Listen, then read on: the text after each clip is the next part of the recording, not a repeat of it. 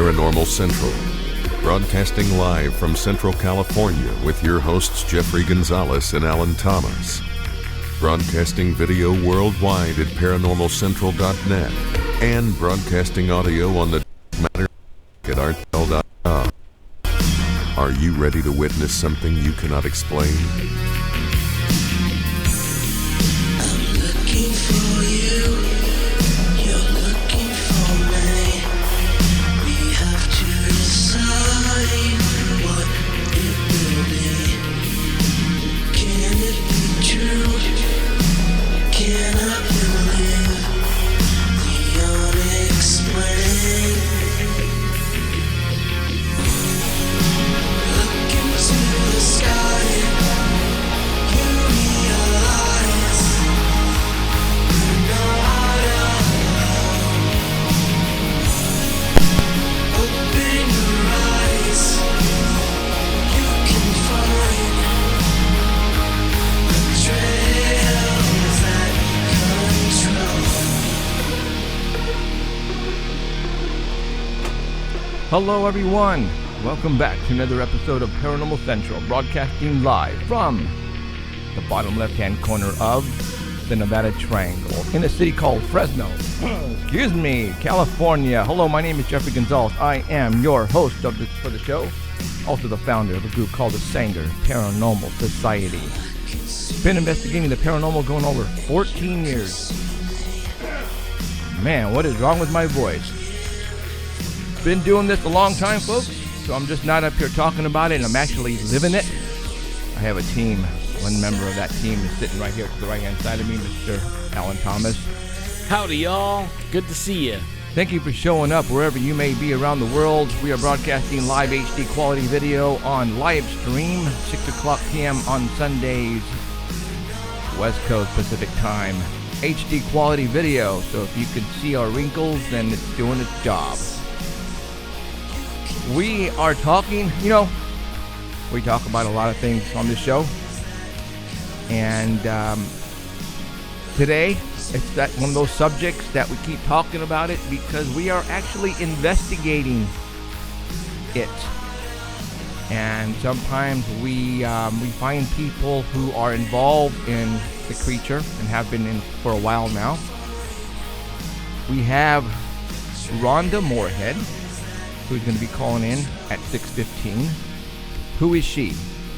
Well, if the last name doesn't give it away, if you are familiar with Ron Moorehead, it's her daughter. Why are we having her daughter on, you say? Well,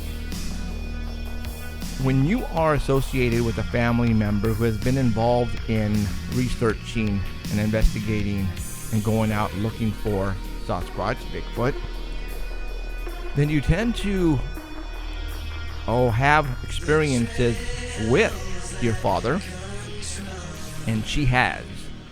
And when I was in communication with her a couple of weeks ago, she told me she has had a lot of experiences with Bigfoot and Sasquatch being with her dad.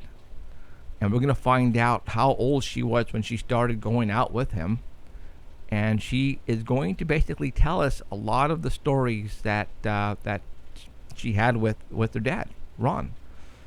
And even better, Ron Moorehead is going to come on after the show as well. And we're going to talk to him after we talk to her daughter. So we have two for the price of one tonight, you guys. So we're going to be talking some Bigfoot. And I have a feeling we're going to go a little long tonight because, as you know, yesterday we did not have a show. We were up in the mountains and we were running for that stupid medal. Yeah. So we got our medals. We ran, walked, whatever you want to call it. I got mine. Mine is back there. Mr. Bigfoot himself is actually wearing mine back there. And we're going to talk about that. Then we were not going to do anything after that. We were going to come home because I knew Alan was going to be out of commission because of the run that we did, or the walk.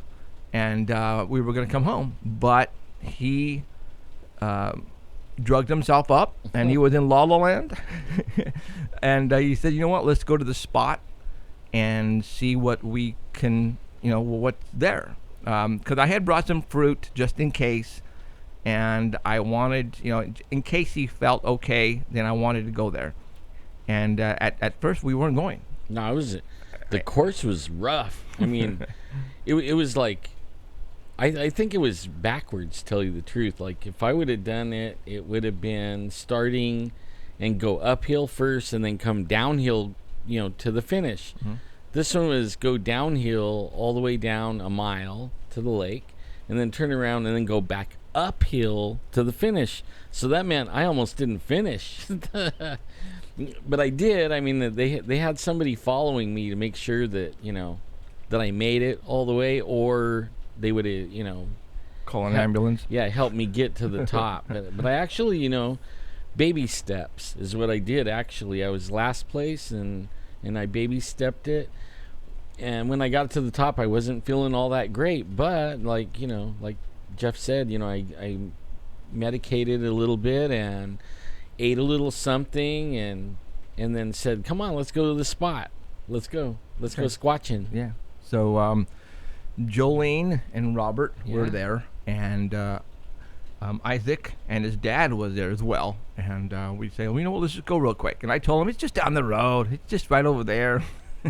And I didn't realize it wasn't that close. It was actually pretty far. Yeah, 10 miles. Yeah. And so they followed us, and we arrived at the site, and we did what we did. Like I said, I brought all my stuff just in case if Alan said, you know what, let's go ahead and go.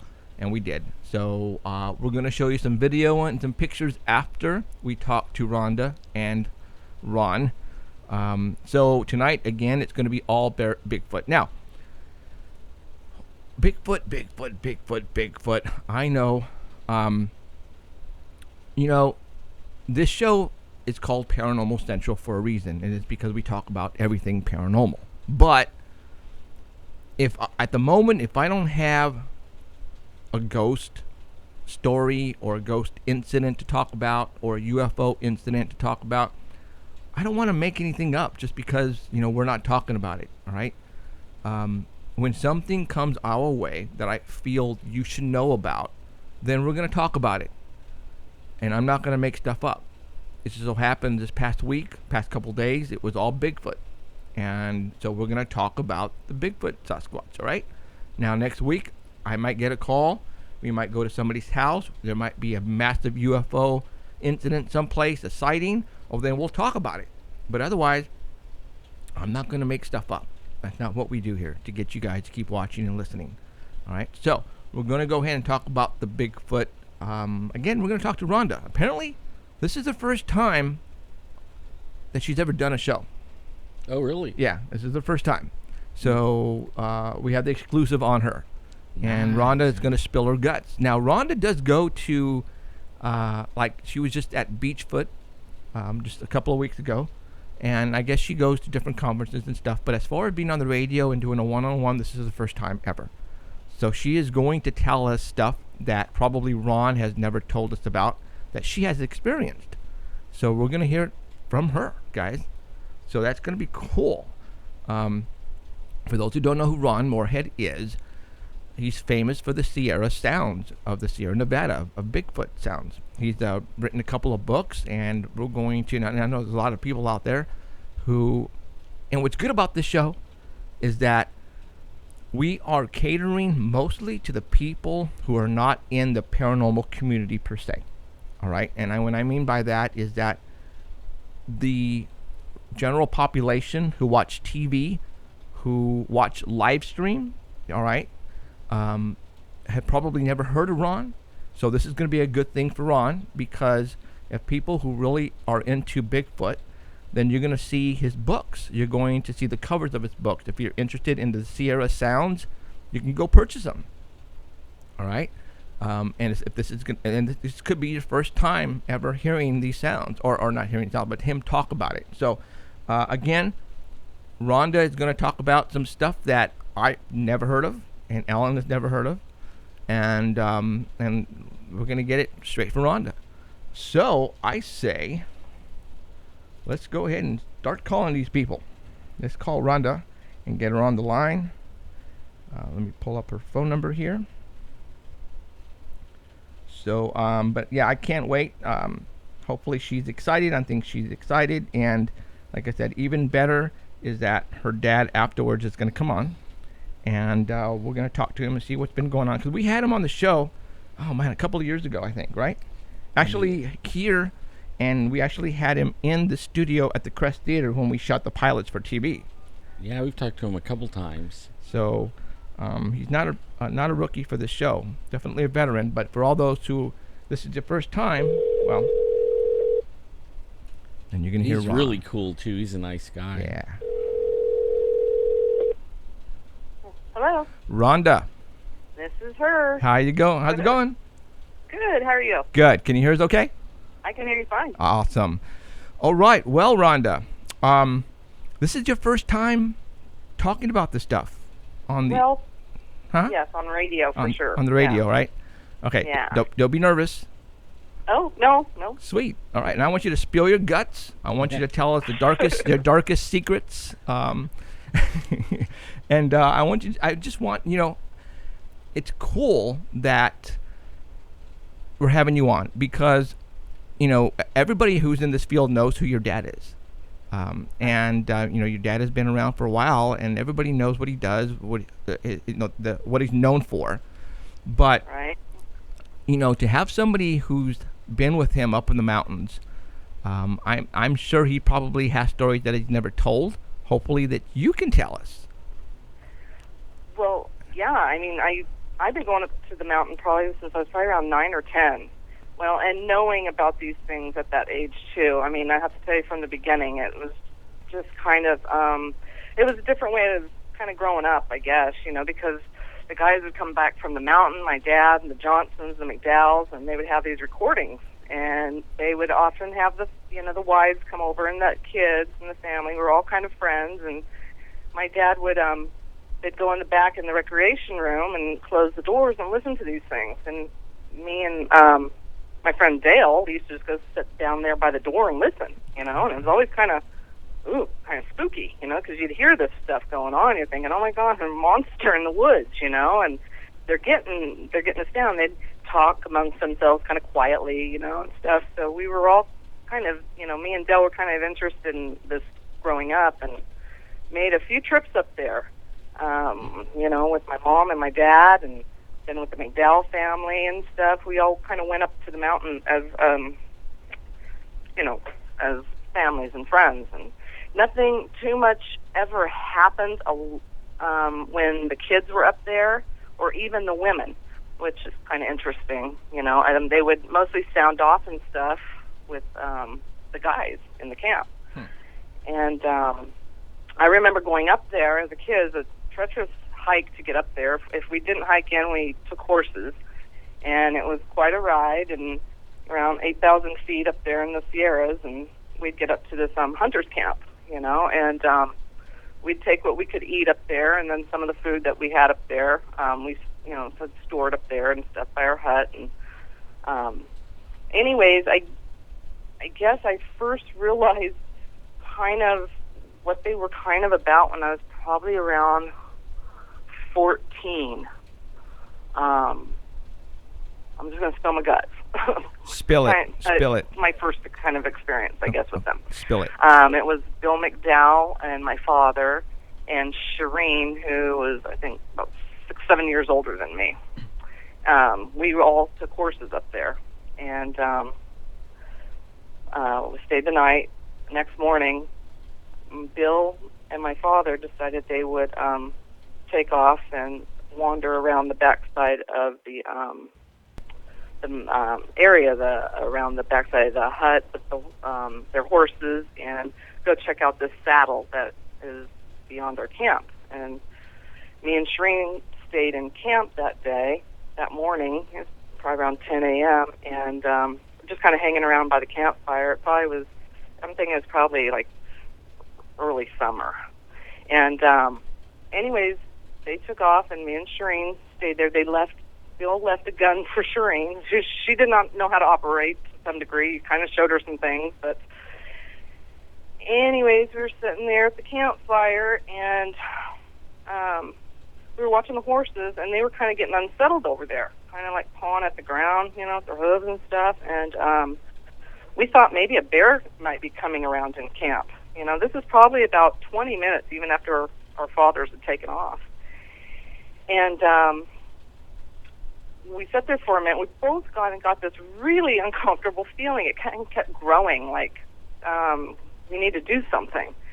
So we both just decided to go crawl up inside the hut that we have there. This is made out of wood. I don't know if people have seen it or not, but there's a bunch of logs and stuff, and Now, a shelter that we kept stuff in. Okay, so you guys built that hut, so that was your spot up in the middle of nowhere, and you guys had stuff stored there, and so that way you guys didn't have to come and bring it up every single time, right? Is that Correct. like a storage hut? Okay. Right. Well, we slept in there. We had our sleeping bags and stuff in there. So Shireen and I kind of crawled into the site, grabbed that gun, and the horses were still kind of acting up out there. And we went inside that hut, and she backed me up behind her, and she kind of sat in front of me with her arm kind of in front of me. And we both were looking at the opening of the shelter and anticipating something to come around, and we heard something walk up behind the shelter there into the left side, and our hearts were really pumping. And I don't know if you, it was almost like dread, fear, scared, and it felt, it felt big. It wasn't like a bear, and it just sounded like something was walking up heavy near the shelter there. And then all of a sudden, it's something up from the top of the shelter started poking. It's poking down some of the sticks and some of the things that were up there on top, kind of knocking it in like it was trying to knock a hole in the top, right? So we're both scared to death, and Shireen, Christian families and stuff, she started kind of going into this, the tongues, started using tongues, and I didn't know what to think. I just thought, oh God, don't let anything walk in front of that opening. I don't know what we'll do. And it seemed like it went on for a while, but to tell you the truth, it probably only went on for maybe 5 minutes at that, and it seemed like just kind of, no more poking went on at the top of the shelter. It just kind of stopped. Everything kind of stopped, and this whole feeling of dread kind of went away, and we sat there for a minute. And I told her, I think it's okay to go out, and she did too. And after a little while, we were both really shaky. And within 3 minutes, our fathers showed up, from back with the horses and stuff. And we were both kind of like, oh God, told them what had happened, and stuff. But that was kind of my first, I think, strange experience that happened up there. Not a sighting, just a feeling of something big in the area. But other things kind of happened throughout the years as I kind of got older. I didn't go up every year. Gone up a few times as I got like into my late teens and into my early 20s. I started kind of going up again because I had moved down to San Diego and stuff. But my first sighting actually happened in 1995. My father and I went up there. I think we hiked it in. Yes, we did. We did not have horses at that time.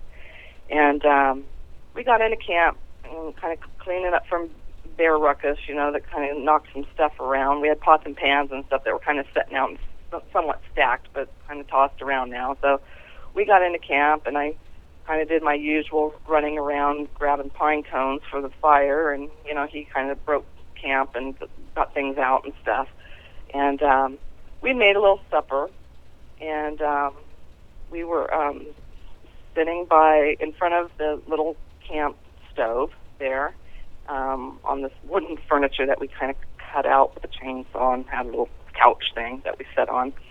And I don't remember what we were talking about, but I remember we were laughing about something.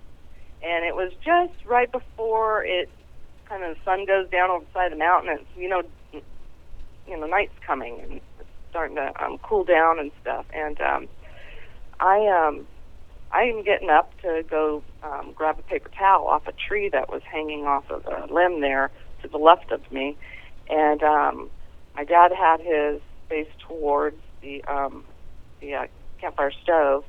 And as I got up and I turned around to grab a paper towel nearby, just a couple feet away, my body turns towards the spring. There's a natural spring that runs up there, just beyond, like, when my dad talks about some of the boulders and the rocks that are beyond the spring. This is where I'm looking. And there's a bunch of alder bushes and trees and, pine trees and stuff. And I turn around and grab a paper towel, and when I turn, I look, and towards the spring, probably about 75 feet away, I'm looking at this tall-looking, it looked like almost like what you'd imagine a huge basketball player would look like, but with very broad shoulders.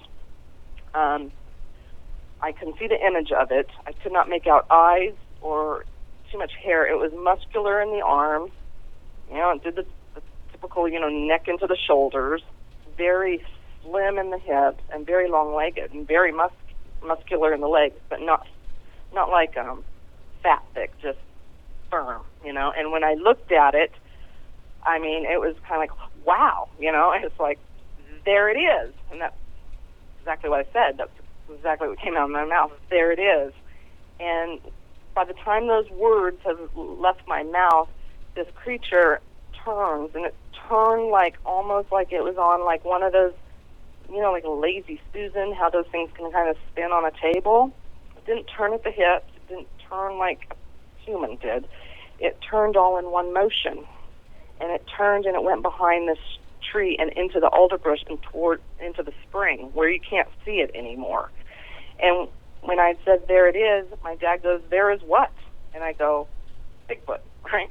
I mean, I was amazed, and I was kind of shocked, because going up there all these years, I never saw anything like this. I mean, like I told you before, it was kind of like, I knew they existed up there, and there was always like high anxiety of seeing something like this, because in your mind, you grow up with this image, there's monsters up here.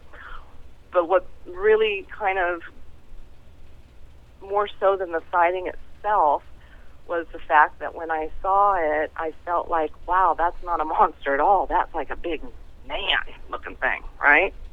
And mind you, there's not people up there where we were at. Right. And my dad goes, Bigfoot, and he jumped up, and turned around and goes, where? Because he doesn't know quite where I'm looking. And I'm going right there. It went into the spring. I'm pointing. And so, he frames the camera, which is located not far away, and he hands it to me, and I'm just kind of standing there dumbfounded, like I don't know what, to do, And he says, he's going to walk parallel up to the spring, and he says that this thing shuffles out of the little ravine, the little spring there, and goes up the ridge to take a picture, because he didn't want to walk near the area because in case there was a trap or anything. Anyways, he took off up that way to look, and then we never saw it exit. And to this day, it was just kind of like, wow, I mean, that kind of ended my fear with them, as far as this is not a crazy animal in the woods. This is, it's not a monster. It kind of told me it was like just like us, almost, like a human would be. I look like you, don't be afraid. Did you get to look in the eyes really good, or see the eyes? I could not see the face. The sun was going down behind it, which was behind the mountain, so it was almost like a silhouette of the being. Yeah. I couldn't make out a facial feature or anything like that, but it was just kind of like very awe. Now, what you said was curious about the waist. You said it was very thin in the waist. It was, it was very tapered. That's what I saw. And Alan has said, because Alan saw one a long time ago, and he said it was very built on top, and then it went down like an hourglass, and the waist was still, skinny. It was like a basketball player, long legs, and but only like a weightlifter on the top. You know what I mean? Right. Very broad. Yeah. Shoulders. Very big muscles in the arms and triceps and stuff. Yeah. Can I recall if it had its hands kind of probably hit probably, I don't know, a little, past the rear and down somewhat. Right. But I don't remember them hanging really low or anything like that. But that was pretty exciting. And then we decided we'd wait now, since it was starting to get dark, till morning to go take a look and kind of do our little research, I guess, check or whatever. Right. And he told me, he asked me where he thought I saw it standing versus a limb that was standing at that tree, and we probably figured it was probably around 7 feet tall or so maybe a young one. Okay. Another thing, too, that's a little personal, but I find it interesting. I was menstruating at the time as well, so I don't know if that had anything to do with me being able to, at that time, acknowledge it or having it come any closer or anything, or if it was this plan of families that decided it wanted to let itself be known to me, But Interesting. so, yeah, that was Your first sighting. that was the big one for me. Wow. Now, at that point, had Ron ever seen one before then? He did. He said that he saw them shooting through the trees in the moonlight, outside the shelter there when they were getting a lot of activity in the 70s. Mm-hmm. Kind of shooting through the trees and stuff. I don't think he ever had one stare him down or, him stare at it. Right. Like other you. than he caught movement. Wow. Yeah. So he must have been pretty upset. Dang it! Why you? Why you? But that wasn't the first time that he's missed them with me. I've had a couple more sightings after that. Well, many years after that. But And see, and you said that, and I think there, for some reason, kids and females are very appealing to them. I feel because they whistled at my wife about a month ago at the spot where we were at, and and when we went to the other spot back with our friend David Dragosa, for some reason when we took females with us, it's when we used to get a lot of excitement because we allowed them to do howls or yells and just talk. And for some reason, the high-pitched voice or just the woman's voice attracted them to us for some reason. So, well, and I think as a species, we're a lot gentler type of people. Maybe they feel a little more comfortable. I don't know. I know a lot of males too that have activity. I can't know. Right. Why it would have shown itself like that to me, other than it wanted me to know what it really was all about, because that was always going through my mind growing up. So you think it wasn't like a oops, you saw me, gone? Not at all. It intended for me to see it. Wow. I know. Yeah, it was looking at me as I turned and I looked at it, and we both sat there. Within seconds, and by the time, like I said, there it is. Right. It just kind of fell out. It had already made its move to get out of the way. Wow. Very cool. Mm-hmm. All right. Well, keep going. Keep going. When was it? Years kind of went by, and my father and I would go up there still. There was many instances that happened up there that wasn't so much sightings as we had activity. One time I can recall, my dad and I were in camp, and we stayed there that night and got up the next morning and decided to take a hike up on the ridge. And we brought this really good, I think it's called Ezekiel bread. It's that nice, good bread that has all the seeds and yummies on it and stuff. And I think we brought a little thing of honey. And we didn't bring much food up there at this time because this was like probably in the 80s, late 80s, and stuff. So a lot of those barrels kind of been like, cleared out or not so, fresh stuff. So we'd bring up the bread and stuff. But we really talked about this bread and how excited, because that was like our only really good meal besides, dehydrated food or whatever else we were eating. Right. So that morning we decided we'd take a hike up to the ridge up there and just take a look at the meadow and everything down below. And as we got up there, we hung out there for, I don't know, maybe less than an hour and stuff, and started talking about, well, let's go down and toast some of that bread up on the stove and make a cup of coffee and have some honey on that. It's like, yeah, and we talked about it. Well, my dad, before we had left to take this little hike, he had this huge backpack that he took up there. And he had the bread in the backpack, and the clamp was closed on top of the backpack, and he threw his shirt over it, saying, if a bear comes around, they'll kind of smell my shirt and keep moving, if a bear comes around. And it's like, okay.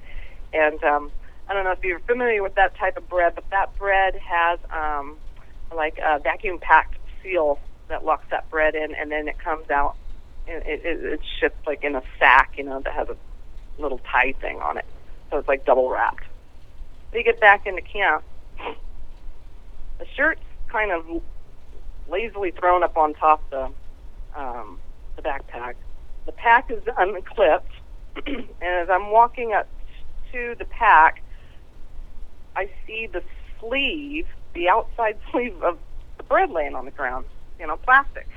I'm looking, and I go to get into the pack to get this bread out. The bread's gone.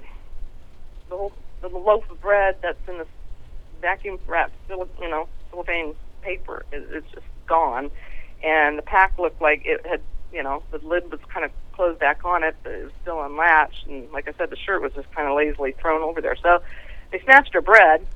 Wow. And you got to wonder, it's like, did they know we were talking about the bread up there on the ridge, And it was kind of like one of those goofy things where we had nothing more happen on that trip than that. And who does that? I mean, who would walk up there and not take the whole thing, if it would have been a human? Exactly. Or if a bear or an animal had torn it all up, Exactly. The human take the whole pack. A bear would have scattered everything all over the place. Yeah. A homeless person would have ripped you off. Yeah. Right. The whole pack would have been gone, Exactly. So whatever took the bread had intelligence, obviously had an opposable thumb, because in order to unzip... Right, it was a clip. Clip. Squeeze your fingers together to unclip that thing. Right, so it was somebody with intelligence. And that's what we get as well. We know, we're working on some stuff at our spot right now with, our fruits and vegetables being taken in certain ways, and we're trying to debunk it. People are saying, well, it was another person. It was a homeless person. But, you have to think like a person. If there was somebody up there where you're at with, and you know as well as I know that there's nobody else up there but you guys.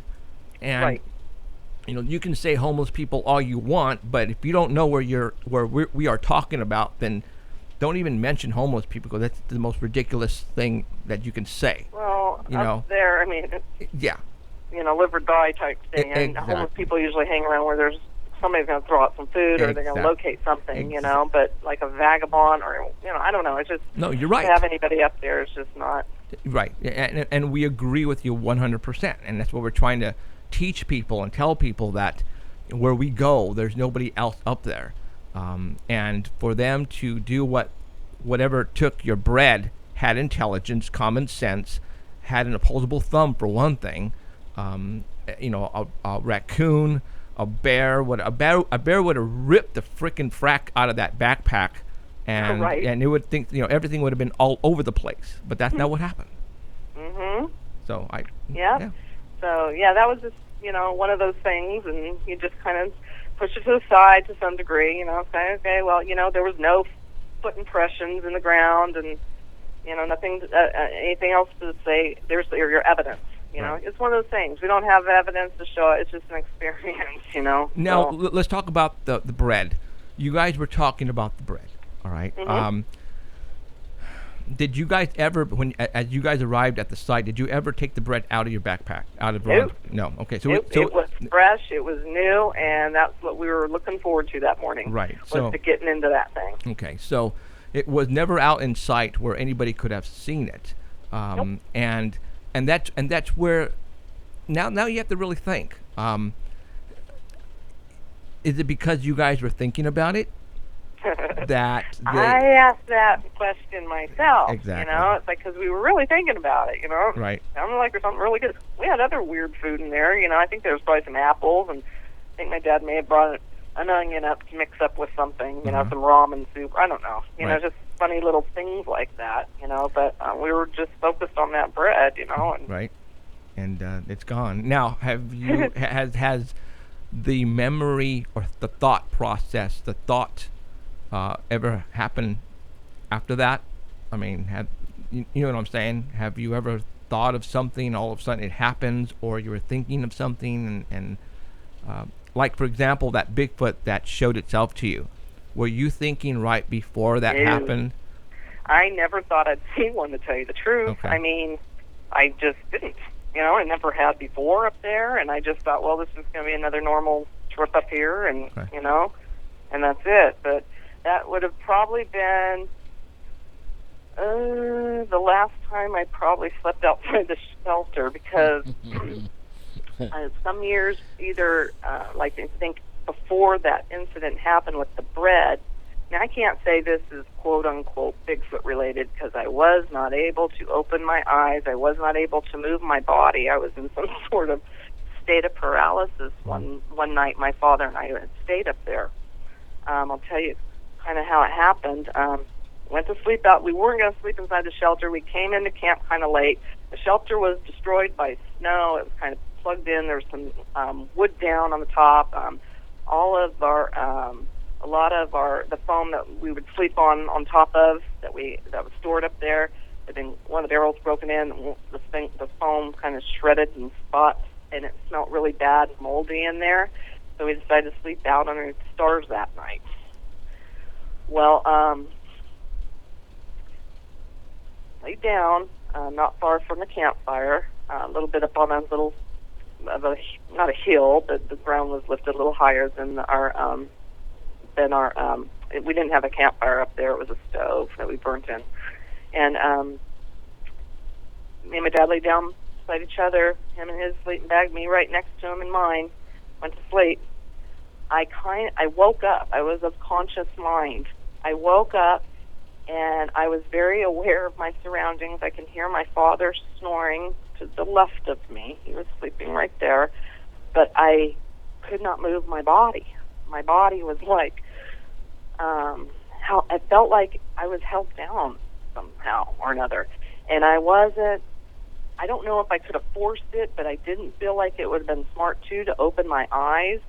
But I felt two hands start from at the bottom of my sleeping bag on my feet, kind of like coming up my legs, like each hand very gently, very slowly, like with caution, you know.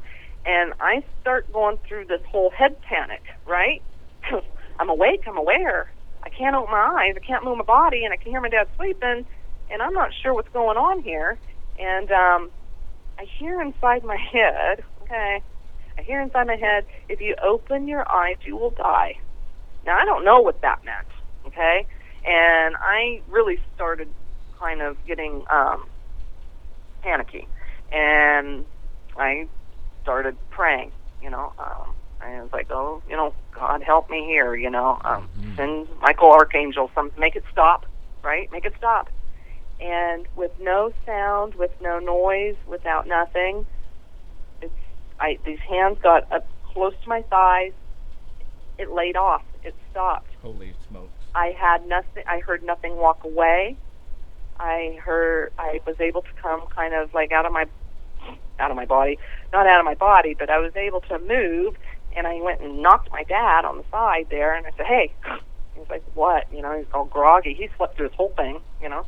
I said, something just touched me. He goes, what do you mean something just touched you, you know? And I said, something just put his hand on my legs, you know. I was held down. And he was like, really? And he kind of woke up and, you know, kind of sat up, and he put the flashlight on out there, you know, this little tiny light wandering through the woods.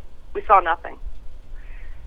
Now, I can't know what that was, you know, as far as the hands didn't feel like real large. They felt very gentle, but it was very awkward up there, you know, to have that happen. And then I just was really just kind of disturbed and did my best to fall back to sleep, you know. But I don't think I didn't really sleep that well sometimes when I was up there anyways, because, you know, you kind of have that ear thing kind of going, you know. I never do. Kind of always listen, you know, but you're so tired because of the trip and everything, and once you eat and it starts getting dark, I'd pretty much go crawl up inside the hut or, sleep. But that was an odd one. Now, do you think when you heard "Don't wake up or you will die," did that? Don't open your eyes. Don't open your eyes. I'm sorry. Do you think maybe they were saying that because whatever it was there, it would scare you to death? Well, you know what, Jeff? I've thought about this, and it's kind of like, would I have been able to handle, what I was going to see if Right. whatever it was, would I have had a heart attack? Right. Would it have moted me out? Would it have taken me out? I don't know. It felt like it was a very just don't do it. Not like a threat. Like kill you. But when you hear that, I heard that in my head. Because I thought in my mind's eye, with my own thoughts, I thought I got to try to. Should I open my eyes? I don't know. It was very like you want to see it, but you don't want to see it. And would this be a good idea? And I voted it would not. Right. Don't. And heed the warning, but don't do it. The Indians talk about Interesting how that. I prayed, it stopped. Now that's what I wanted to talk about, the praying part. I didn't say that verbally. I said that in my heart. Okay. Right. And I don't know if you've ever watched our show or how long, or it doesn't matter, but we have been talking about just that prayer in people when they have experiences just like what you just experienced, and we're talking paralysis, and it could be at home, it could be in the mountains, I don't care where it is, but when all of a sudden you start praying, it stops. Yeah. Mm-hmm. And it piqued my interest when you just said that, because we have said that on our show many of times to people who have experience, and we're talking about, and we don't know what was there with you, but in the Sierras, we have a lot of UFO sightings. There's alien abductions. There's Bigfoots, and we don't know what else is up there. But Right. What you just said pretty much confirms what we've been telling people, and again, we're not trying to be all up in the Bible and biblical stuff, but it just Right, it, no. it but it works. It does. And we the men up there, the Johnsons, the McDowells, we all attended the same church, down in Merced, and stuff, and we're all Christians, Mhm. and our faith is strong. Yeah, absolutely. And I, believe in the blood, and I don't know, if they get that, or if there's something else that is, backing them. They know that they can only go so far, Wow. or whatever. But Well, like see, I said, the Johnsons actually experienced lights up at the camp. I've seen a ball of light around the camp, nearby in the night, where there's no traffic or vehicles or cars, and my father actually just recently was up there and had a light, kind of being weird out there on the ridge. But yeah, so we had activity like that somewhat kind of going on. Did we see any little gray men? No, but it was interesting how that was kind of like a part of it all, though, too. Right. The lights and the stuff. natives talk about, like, a lot of the tribal members I know that have experience, they talk about how, it goes way back in their oral tradition, that they were told not to look at them, right? Right. And if they did, they were going to die. Exactly what you said. Mm. And sometimes if they were captured by him and they were held and what was weird is they could be captured by them for, and they think they're only gone a half hour, 3 hours a day, right? Mm-hmm. And then when they get back to their tribe, it was like 20 days, stuff like that, 30 days. Well, and that's what my dad always told me too. It's like, try to write down the time when certain things happen, if you can, if you can actually think about that when something else is happening, in camp, write down times, because time seems a lot different when things are happening. It does. And if then they were told, maybe they might live. They saw them, but only they're going to live. But if they told anyone where they were and who had them, within 7 days they would die. Now, It's just an interesting thing, and that's history, you know what I mean? That goes way back. now the experiences that we've had similar to yours is nothing quite as anything touching us Or telling us to or telling us anything, but we will be in an area where we know there are them, and at night we would hear things. Either my motion detectors would go off, or we would hear footsteps, and something would tell me, "Don't worry about it. It's nothing. Just Yeah. go back to bed. Right. Don't worry about it. And we It's do, nothing." like we do And, it. and it's like we will both hear it, but I think it will be somebody else going out to take a leak or something. Right. Or it's 4:00 in the morning. Nobody should be out there walking around, but my motion detector is going off. It's okay. Just go back to bed. That has happened to us a lot. a lot. Yeah. A lot.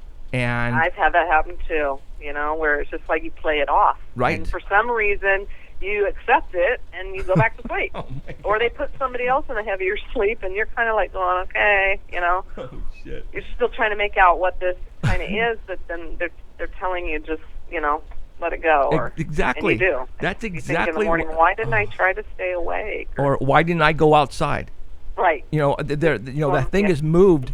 I should have got my ass out of bed and got outside to look, but why didn't I? And Yeah, I come all the way up here for this. The opportunity goes right out the window, right? exactly. No, Matt, Rhonda, you have just pretty much said, yeah. I mean, wow. I'm blown away right now. And especially like when we go with other people and they have, like, say they're in a cabin next to ours and we're both at the same time, without knowing it, thinking that both of us are outside doing something at the same time. Right. And then, they just go back to sleep. I've You had know. friends tell me that some of the people that are in the field that are really close to me had that happen to them too, and it's kind of like, and the whole group would be kind of put to sleep, and these other few people are hearing this other stuff going on, and they're not coordinating their stories till the morning. They're not even telling each other about it till the next morning. And it's like, and other people heard something completely different. Right. So. Okay. Now, do you think, because what happened to you as far as the feelings of something on your legs? Do you think it was Bigfoot, or do you think it was something else? I will be that person that tells you I don't know, Right. Because I have to have. It's got to make sense to me, I mean, Right. if the hands were huge and maybe I could smell something, maybe if I heard something had walked up, I could say, yeah, that was probably a Bigfoot. But like I'm saying, it came to me quiet. I was woken up out of a dreaming or sleeping. I woke up and I was consciously aware. I was awake, but not being able to, move like that.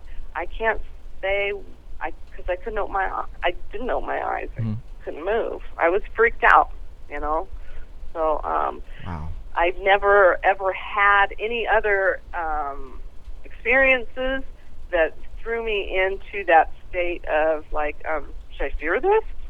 Right. So I've never had fear with Sasquatch. Never had feelings of like, because I figured it as I was so young up there and left them. We'd be kids would left alone. We take off as kids up there on the mountain all the time. They wouldn't take us. They'd take us a long time ago. They wanted to kill us. They'd killed us a long time ago. Or why would they now? Or so I've had time kind of went on. Through that and. Well, don't you think that they know who you guys are now? They have to. They know you. They know your dad. I think they watched us. Oh yeah, absolutely. Out of the tree line, they know your smell. They know your voice. So I think now they know that you're not there to cause any harm, and they probably just observe you, and probably have known you since you were a little kid to this day, probably. Right. I do believe that was a clan up there. In my dad's recordings, they did talk about there was a female-sounding one, and some of their recordings, the higher-pitched voice, and then it sounded like maybe a young one was being scolded. Now, my dad kind of thoughts were about in my 95 sighting that the male or the creature that I saw standing at the near the little spring could have been maybe the child that was being schooled in the 70s. Like maybe it was kind of like maybe near my age or a young adult or and it grew up. Wow. That's interesting stuff. Yeah, what you're describing right now as far as the paralysis and not getting up and okay, well, continue on. I mean, let's go. Come on, spill your guts some more. Okay. As we, move on in years and stuff, I moved down to San Diego. I lived my little life down there and stuff, and moved back up towards Yosemite area and living up there. And in 2008, my dad said, "Hey, you want to? We're not going to make it up to the mountain this year." He goes, "But do you want to go down to this campground that's on the other side of our mountain?" Where he had heard a report or something about somebody had seen one of these Bigfoot creatures dumpster diving or digging through the dumpster. And he says he believes that this campground is actually right down below from our Sierra camp, and says, "Well, we're going to make it up there." I said, "Well, sure, And the night before I left, now this is kind of a weird thing, but I have to throw it in there because I wonder if sometimes this is all pre-planned with them or something. Sasquatch people. I was packing my bag, thinking, well, this is interesting. I haven't really had the sighting since '95. I doubt I'll ever see one of these things again. It's a once in a lifetime thing, right? It's not gonna ever happen again. That was pretty cool, but that's it. And my interest wasn't really into Bigfoot too much anymore. It was just something that happened, and I can confirm, that my dad's got recordings of these things. But the night before we left on the trip, I was packing my little pack, in my bedroom and stuff, and I start to head towards the kitchen, which there's this laundry room that's in between my bedroom and the kitchen in this house, and I didn't have a cat litter box, I didn't have a dog, I had cats, they were outside, and I walked through the laundry room, and I got this heavy stench of it smelled like dog feces in that room. Heavy, just in that room. It didn't travel the kitchen, didn't travel my bedroom. So I'm sitting there thinking, well, what? And it's kind of like there's no windows in this room. It's just kind of like a little dark breezeway. And I flicked on the light, and I started looking around. And my husband at the time, I asked him to kind of come in, and he smelled it too.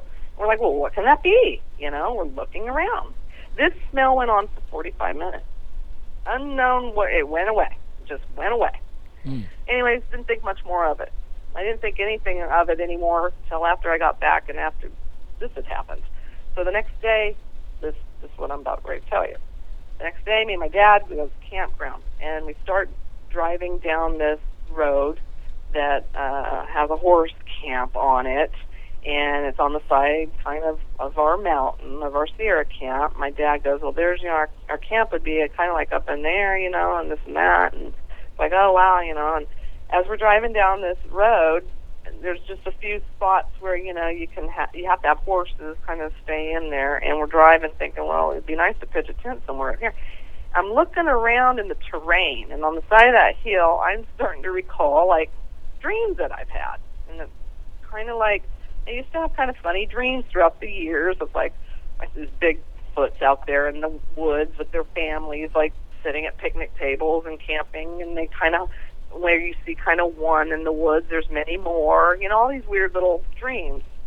And like I said, back then, in my 20s and stuff, Bigfoot actually wasn't really even occupying my mind too much anymore. But so we go and we break a little camp, even though we didn't have horses. We decided we'll just stay here until maybe somebody come around and kicks it out. I don't know, it's getting pretty late. So me and my dad were sitting there, and it was not quite dark yet up there in the summertime. It was probably going on around 7:30, 8 o'clock. And I had to go to the bathroom, and I wasn't going to walk down to the porta potty thing. Like, I'll just walk over here into the bushes, and so I go over there, and I do my business and pull my pants. As soon as I pull up my pants, I hear, whoop, right, loud, like speakers coming off the side of the mountain, right? And it's like, what? you know, and my dad is digging in the back of his van at the time, getting some stuff out, and he looks over at me, and I look at him as I'm walking back, and he doesn't look up to the mountain, and I don't look up to the mountain for some reason either, but he looks at me and he says, it looks like we might have activity tonight around here. And it came off that mountain. There's not people up there on that mountain camp, and it's a straight up and down hillside. And I said, it sounds like it. I go, Dad, I've never heard anything like it. I never heard them before. This was the first time I've ever heard it make a whoop, right? And it was loud. And it did it again, you know, and it was kind of unreal because I'm sitting there thinking, what does people from across the other side of the river got to think, you know, with people, you know, I mean, this is bizarre to us, you know.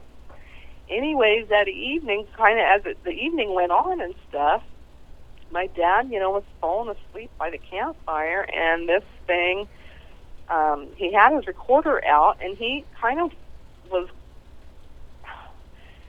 was kind of like getting into a state of dreaming or something, and he was kind of sweating, and it was hot outside that night, you know, and I was like, Dad, are you okay? And he goes, I'm fine. He goes, I'm having these, you know, weird kind of like thoughts in his head, you know, of stuff, and he goes, but I'm really cold, and I thought, oh my God, he's getting sick or something, and I can hear the creature up the river kind of still whooping, you know, like it was beckoning for me to whoop back, and I'm thinking, I'm not going to do this, you know, whooping thing, and I don't even want to start messing around with the recorder. I don't even know what's going on, you know, and my dad kind of went through this for like 2 hours, you know, by the fire and stuff, and I kept putting ice water on him, cooling down, but that was kind of our first experience of knowing that they do move, they have moved.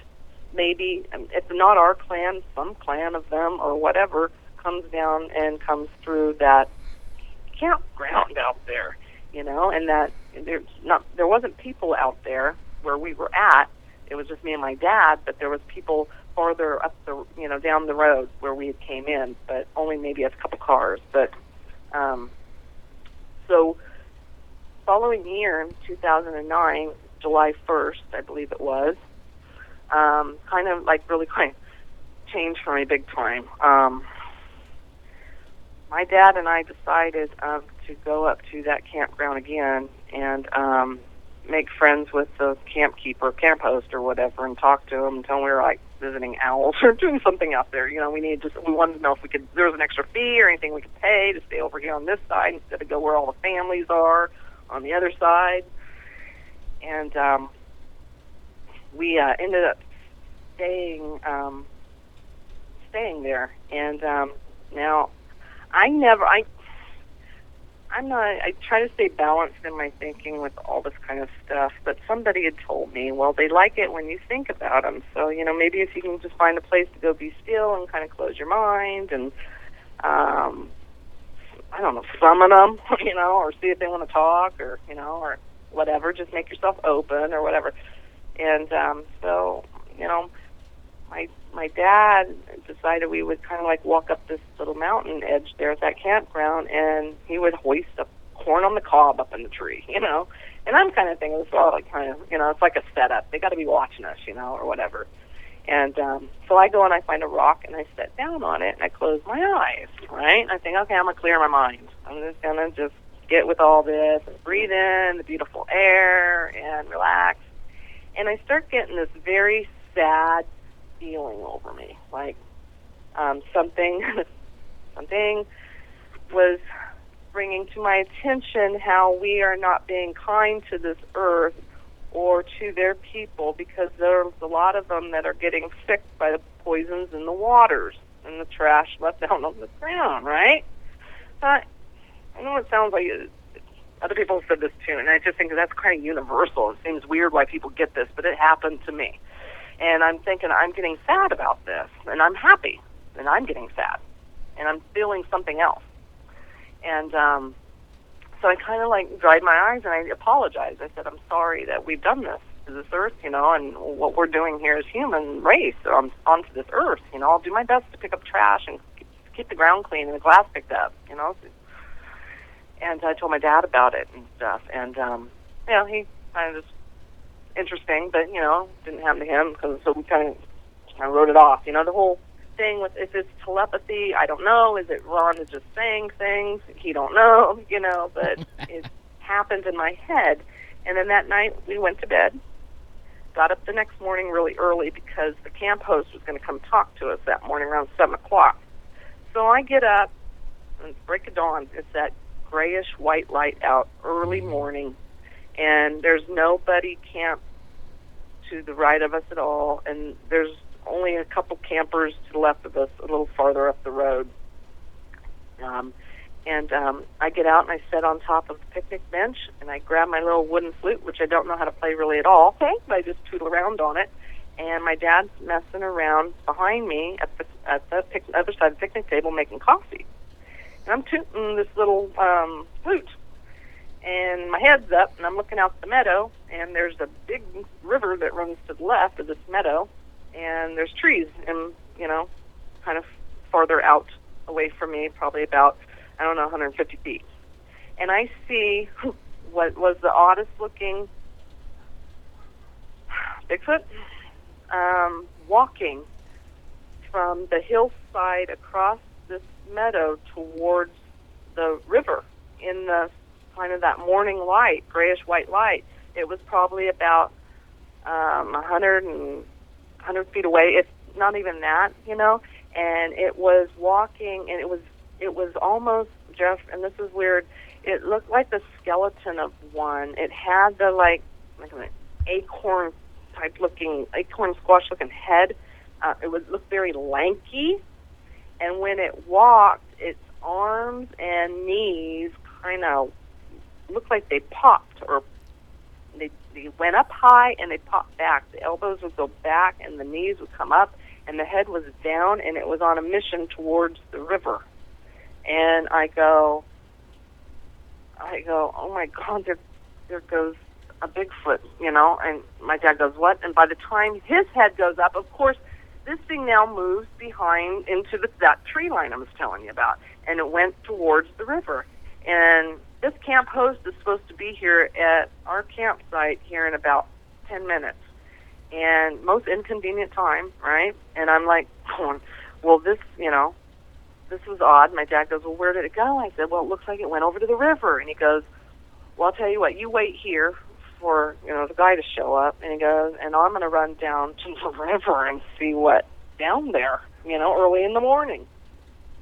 So he takes off, and I'm sitting there waiting. And he comes back, and at this time the host is showing up, and I kind of pulled my dad aside, and I go, what did you see down there? And he goes, it's kind of, he goes, I didn't see anything. He goes, the only thing I saw was there's some guy, he goes, I think it was an Indian guy, because he had a long dark braid in the back of his hair, and there's a lot of, Miwoks and stuff up there towards that area, and people, and he goes, he was down by the river, and he goes, I don't know if he was going pee over there in the bushes, he goes, but I didn't want to, say anything to him, so I just turned around and came back, I knew that camp host was going to be here, and I didn't need to get back, And it was just kind of bizarre, because it was like, what the heck was that? And then it all came to me. It's like, could that have been the one that told me the day before it was sick, or they get sick, or was it an old one, or do they get some kind of hair disease, or, it was just awkward looking, Do you think that what your father saw was the actual Bigfoot and it changed itself? I begin to wonder if they can't either make you see something, or can they shapeshift? There's been two different kind of wanderings about that stuff. My next sighting is kind of one that I have to tell you is probably the most bizarrest, and has my mother more of a witness with me on it, and it happened 2 weeks after that. My dad and Scott Nelson wanted to go up to the mountain on horses and do kind of like a whole guy thing up there for a week or so, and introduce Scott to the area and show him the thing. And I wanted to go. I just had this sighting. I'm excited now. I'm pumped. Yep. And this is 2 weeks later after it. I'm kind of coming out of the whole shock thing and just kind of saying, okay, I want to go up there. They're around, And he's like, no, he didn't want me to go, And I was kind of hurt, It was kind of, oh, okay. Well, I'm going to take my mom, which my mom knows about the Bigfoot because she's married to my dad all those years, and, you know, they did their thing, and she knows about the camp that we were going to, that campground, and I invited her and I invited my niece Wendy to come with me and just camp up there at that campground. Even if we don't have horses, maybe we can stay at this other family campground just to be down there, you know, while they're up there. And we did, and my dad and Scott had left that morning, and we left, I think it was later that afternoon. And we got into the camp and got everything unpacked, everything put away, ready to just hang out and eat good food and have a nice time, you know, with my niece, who's 18. She's a really sweet girl. She's a lot kind of like me in a way. She's kind of got the same kind of thinking patterns, and she's really laid back. And my mom. And me and Wendy went to go explore behind this camp area, and there's a bunch of people kind of in the campground, kids and stuff, and we're kind of like thinking, this kind of sucks, you know, coming all the way up here and having to, you know that these creatures are coming around, got all these people around. But me and Wendy take off, and we start walking back into the woods behind our campsite, and I come across these huge foot impressions in the pine needle spear of dust, and you know how packed that gets. You know how tight it gets, and you can walk across it and not leave a footprint sometimes. It's just very solid. They were deep, probably about, I don't know, about 2.5, 3 inches deep into the pine needle stuff, and there was 12 of them. And they started from pretty much nowhere, right? There's like no rock croppings or anything that this thing could have jumped and laid these huge impressions, but they were within 4 feet apart from each other and spanned, and they went on, 12 impressions went on, and then nothing. They ended. And I'm sitting there, and I go to take a picture, and of course my camera breaks, and I'm trying to figure out, well, where could it have gone? You know, could it have jumped? None of these little trees around this thing could support anything of that weight that could have left these impressions. Anyways, just kind of baffled by that one. Get back into camp, Scott Nelson shows up. He's supposed to be on the mountain with my dad. He comes and tells us that they had a bad accident. So they tried to get the horses up the ridge. The horses were spooked. My dad got thrown a couple times. They think one of his ribs. He's in the truck right now. He's kind of got, you know, some blood on his elbows, and may have broke a rib, and his wrist is messed up. And they're going to stay over there at the horse campground. So we were all kind of excited. It's like, well, okay, well, you know, we'll come tomorrow. We'll come over tonight. We'll cook you some dinner or whatever, and, you know, we'll come in the morning, come pick you up and bring you over here, and we'll have some breakfast. I want to show you these impressions, which the next morning when my dad and Scott showed up, tell me if I'm rolling on too fast and just kind of like going on into my story, and I hope you're following. Oh, keep going. Keep going. Okay. Anyways, it's the build-up to the whole fighting, because this one was kind of the different one. And the next morning, my dad and Scott show up for pancakes over at our campsite. We show them the foot impressions, and they looked at it and stuff. And they said, "Well, we're not going to go today because your dad still doesn't know if he can use his wrist because he can't shift the truck. He's got the horse trailer hooked onto the back of the thing. They got the horses. They don't have any feed for them. They're going to have to try to see if somebody over at the horse meadow will, you know, let them buy some feed or something for the horses." And they were going to stay over there. And so me and Wendy and my mom picked up our whole camp and put the air mattress on top of the car and pretty much skedaddle over to their spot. And we decided we'll stay there for the night. So pretty much through the afternoon and stuff, Scott had brought like a white soccer ball and some white feathers, because I think when he was going to go up to the mountain, he was either going to play a drum or I don't know what he was going to do. You know, that he brought these kind of funny little things, and he decided he wanted to set this ball up on top of this stump and shove his feathers in there and stuff, and he set that up, and I kind of like went out to the middle of this open meadow that you could see if you were standing way up on a mountain up there. You could see from every, you know, angle looking down at this little meadow area. And I was just kind of bouncing the ball around, and I went and put the ball back up on the stump. And anyways, we made some dinner for my dad and Scott, and to tell you the truth, I was so exhausted I couldn't even eat. I was so tired. My mom was tired too. We were all of us girls were pretty tired. We pitched their tent. We took the horses around to be watered, and talked to our neighboring campers, which was a couple campsites ahead. They had some horses, and they had a camper on the back of their truck that kind of set up high, and they loaned us some food, and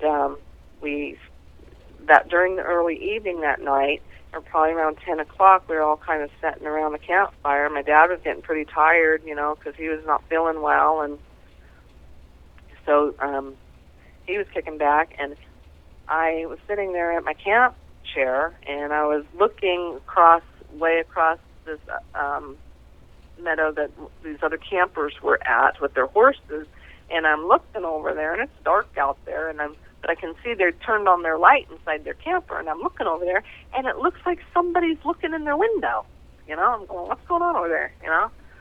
I thought those people went inside, and I can see what it looked like, this creature. It was, and now that I realize it, this thing had to be somewhat tall because its head was looking into their highest part of their camper that was above their truck, the window up in there, and it was kind of swaying back and forth quickly and looking up and dunking down and looking around and kind of, back around by their horse trailer where the horse food was kept, the oats and stuff. And I was telling everybody, look over there. What's that guy doing over there? And everybody's so tired, nobody wanted to look, right? And I was like, okay, well, whatever. I just blew it off, too. Well, that evening, my dad and Scott go to bed. Me, Wendy, and my mom get into our big old tent. It's a huge tent. Got, room for 3 queen air mattresses, pretty much. It's huge. And we're all stretched out there, and Wendy gets into my niece gets into her sleeping bag and lifts herself up like, a little cocoon, and puts her head under there and gets in there and goes sleep. Me and my mom's right next to each other. No sooner get laid down there, and I'm like, thank God this day is almost over. I'm so tired, and everything. And I hear coming from we're right by the river at this spot. I hear coming up from the river these branches like being broken, like crashing, like something crashing through the, coming up the river there, up on the hill there, and it gets onto the level ground that our tent's on, and I hear, and I hear, and I'm not kidding you, it sounded like the ground kind of like vibrated, like I'm not going to say King Kong, but like almost like a 2-foot elephant coming up, and it grunted right behind my head, and I'm laying there thinking to myself, oh my God, it seemed like there was a whale or something parked up right behind you. I mean, the feeling again of something so large, and hearing it walk up on 2 foot bipedal, and I reach over and find my mom's arm, and I grab a hold of her hand, and she starts squeezing my hand back like, I gotcha. I hear it too, and so we're doing this. And I'm sitting there holding her hand, and like, again, with the time thing, it seemed like minutes went by, and I heard the repetitive sound 2 more times after that, the same thing, the crashing of the branches, the walking up, the grunt, and then we're laying there. Neither one of us said a word to each other. I'm laying there, and my head starts going now, and I'm hearing this voice saying, who are you, and what's your business up here? And I answer back in my head. I go, well, you know who we are. I go, that's my dad. He's been Ron over there in that tent that's been going up to your mountain, since the 70s, and he took a fall today off the horse, and that's Scott Nelson, and he thinks that he can figure out what you guys are trying to say. And I start introducing everybody to this inner question in my head of who we all are. And at that time, for some reason, I go and stick my hand up on the vinyl part of the tent, right? And I'm wondering to myself, why am I even doing this to some degree? Because I'm thinking, what if what's his hand? I still have my own thoughts, but these other thoughts are coming to me as well. Like, put your hand up here. And I did. My mom's watching this during the whole time, and she's having a hard time breathing because the horses were kicking up dirt and the fire, ashes from the fire. She's trying not to cough. And she's watching me. And then I had this solar light that I brought that has it's kind of like a plastic star that phases colors, really pretty colors in and out. It'll phase out different colors. And I thought, oh, you like the solar light? You can have that if you want it, you know. I go, my mom gave me that, and I got another one at home, you know. So I was kind of like having this weird little communication through this whole thing. And what seemed like, I don't know, it seemed like it was a long time. I really don't know because I wasn't clocking time. I was trying to, but with all this activity going on, you know, it's like that's a little hard to do. So I look over, I roll over, and I kind of look at my mom, and we've been squeezing hands this whole time. And I said, Mom, I gotta go out. I gotta go pee, you know. And it was quiet out there, you know. And you know, we didn't hear anything happen for probably maybe 20 minutes. I'm taking another swing at time again, you know. And so she goes, I got to go too. And I said, I ain't walking down the bathroom. She goes, I ain't either. She goes, we'll just go right around the corner here. And so we got up, I was up the tent, you know, and I look out and I see the horses. The horses are looking at us with their ears back, you know, and I'm looking at them wondering what they've been witnessing out here. And I go and we go around the side of the tent, do our business, and we decide to resurrect the fire, you know, bringing it up because it was starting to fade down. So we put more wood on the fire. I'll try to get through this kind of stuff quickly. Nothing happened, you know, out there. We just sat and talked, you know. It was quiet. And you felt like you were being watched, but it wasn't like anything of dread or like getting back in the tent or nothing like that. It was just kind of like, you know, something got to be out here. It was just out here, you know. And so, anyways, it started kind of sprinkling a little, and it was getting really pretty late, and we just decided to go back inside the tent and got back into bed, just about asleep, and I hear, you know, and I kind of like wake up and, you know, open my eyes again, and then I hear, and birds. It's like the birds were, you know, awake, and it was like that break of dawn type of day again. It's like, you got to be kidding me. This whole night went by, you know, like this.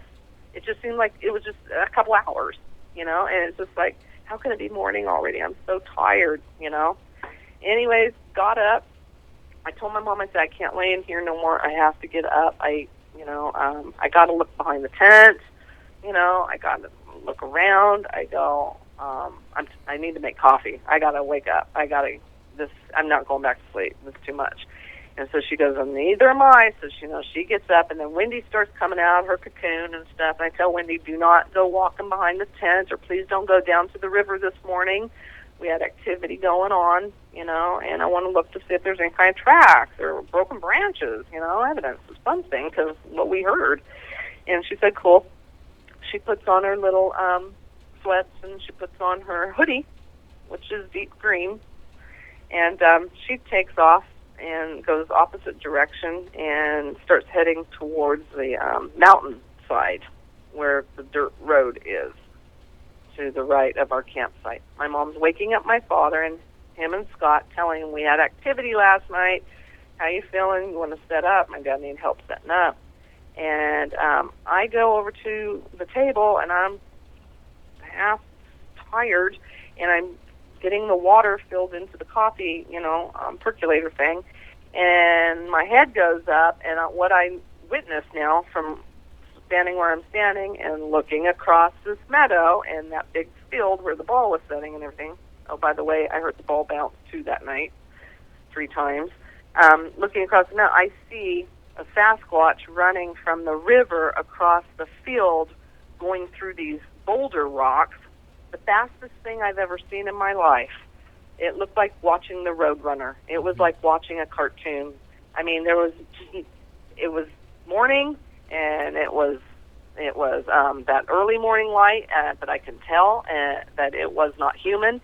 I wouldn't say it was very tall in size, but it was agile. It was running with all knees and elbows, like it was pumping, you know, as it was going. And right when I saw it, I thought to myself, it said, watch, this is going to be funny.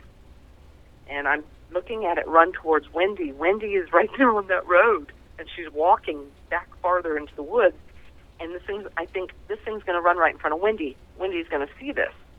And I yell out, there goes one, you know, and they're kind of in the tent. And I said, hey, there goes one, you know, and they're like, what? And I go, there's a Bigfoot running towards Wendy right now. And my dad goes, well, you better go check on her. You know, and I'm thinking, yeah, I guess I better, you know. I was more like in awe. My mouth was kind of like in awe, like, no way am I seeing this, you know.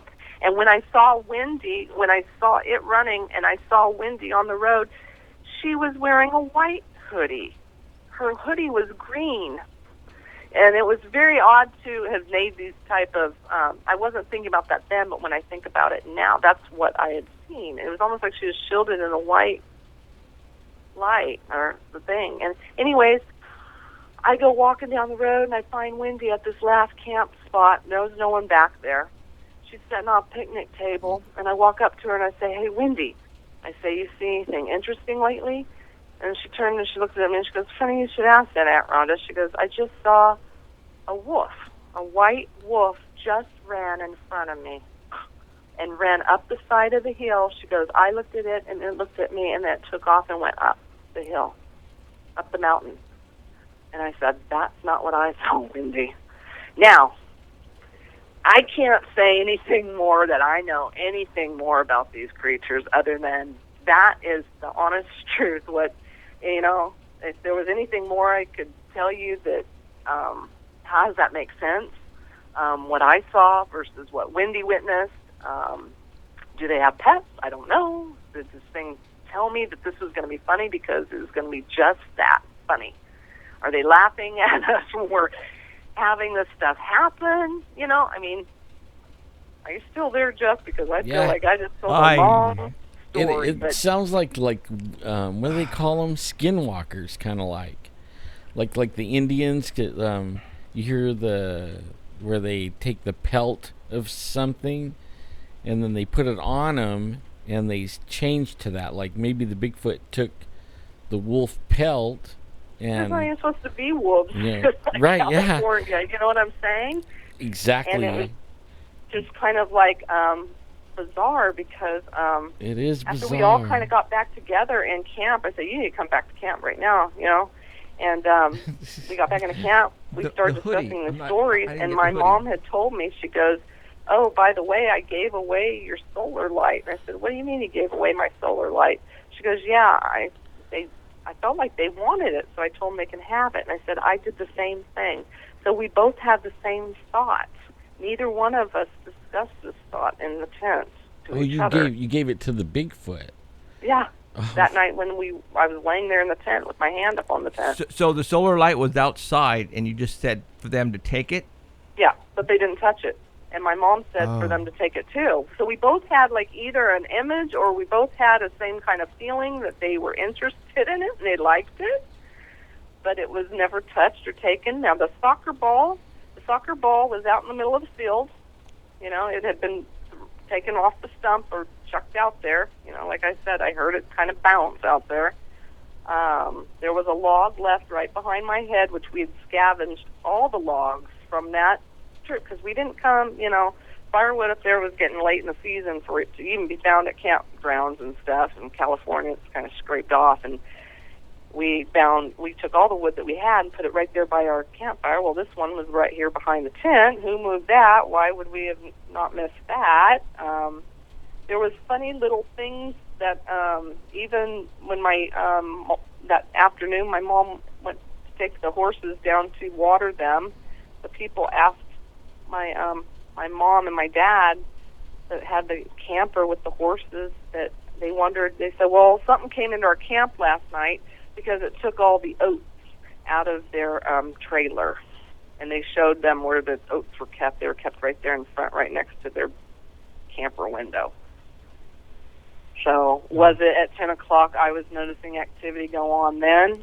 That's what that was, you know, looking in the window. And so it was a lot of activity on that last trip. And kind of since then, I just kind of like, I'm okay now. You know, it's like, if it doesn't ever happen again, that's pretty okay. I don't call myself a researcher because I'm not searching for anything. But, you know, I still enjoy going out in the woods, and I still like getting out there, and I find it interesting. But I don't look for them. I think if they find you when they want to find you, you know. And, or it's accidental. Like sometimes, like I think a couple of times I ran into them, they didn't know I was there, and you know, and just when they realized it, it was, you could tell, you know, it was like, whoa, you know, and then they disappear like a ninja. I mean, just like that. Like, I mean, Right. like few steps, gone. Right. You know, no hiding her hair, no sound, no nothing. They are gone.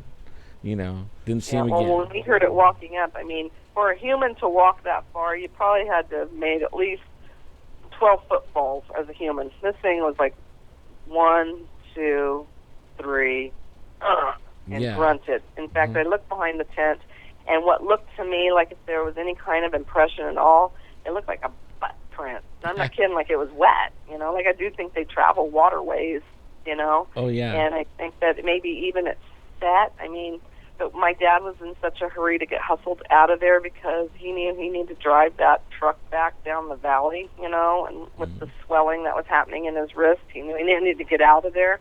So there was really, once again, no convenient time to take pictures or document or wonder why. It took actually days later before things would, you know, kind of settle down and your thoughts come back together again, and all the instances that happen and the build-up. And I actually had them knock on the side of my house up in Oakhurst Wow. a couple days after that. And I know that sounds kind of goofy, but, you know, we don't have neighbors up there where I had lived. And I was sitting in my chair up against in the living room watching TV. My husband was in the bedroom watching baseball or something. And I had this huge wham, wham, wham, high up on, like 10 feet high up on the top part of the house. Not on the roof, but right there on the siding, right Yeah. behind my head. And I just sat there stunned. And Joel came out, my husband at the time came out of the bedroom, and he was like, well, is somebody at the door? Did you get the door? And I just sat there looking at him. I said, that came from behind my head. That's on the wall here, you know. And he got up and take a look around. Now, can they follow you home? I don't know, you know. I think they do. I had a lot of other little strange things I won't go into. But, Why yeah, not? weird coincidences, you know, or quinkadinks. Do you still live in Oakhurst? Nope, I live in Oregon now. Oh, in Oregon. That's right. Okay. Yeah. Yeah, that's right. Yeah. Wow. Well, Yeah. and your dad has got to be pissed off at you. I mean, I think all he the finds- all the experiences you've had is like a dream come true for anybody who wishes to. You know, you're not there to go look for them. You were there as a bystander, and then all of a sudden you have all this activity happen to you. You know, that's awesome. Well, I think my dad brought it home in the 70s, to tell you the truth, when he started introducing the sounds right there in our house, Right. you know, because even Wendy, my niece, has had a couple little incidences, you know, run across when she's been out camping or things, you know, and I don't think she's making that stuff up, you know what I mean? It's just, it's we didn't ask for it. That's what I'm saying. I never went out looking for it. I just happened to be a sidekick. You know, I would have loved to have this experience as my father had, listening to him talk. I would have talked right back to him just like he did. Right. You know, I would have thought that was the coolest thing. But I ain't got the visuals. Well, your dad, he seems like cool as a cucumber. Oh, Like, he is. You know, He is. the whole- He's a lot of fun to be around and stuff, and he's really relaxed with it all. You know, it's not, you know, he realizes hanging up recorders and stuff, that's not going to get you too far, you know, or trying to out-trick them. right? Good luck. Yeah. Hey, Good luck with that. does your dad have a prefix of 777 in his phone number? Yes, that's him. Should we bring him on together with you? Sure. Okay, hold on. Here comes ATT Tech. He's gonna do his stuff. Ron, are you there? Is this Ron? Hello? You got me still. Oh, man. Ron, call back in, buddy. I think I hung up on you by accident. So call. Uh-oh. So he'll call back in. So call back in. Yeah. It's interesting that a lot of her, what she's relating, we're having happen like that. Yes. In You have described some events that we have happened to us. Mm-hmm.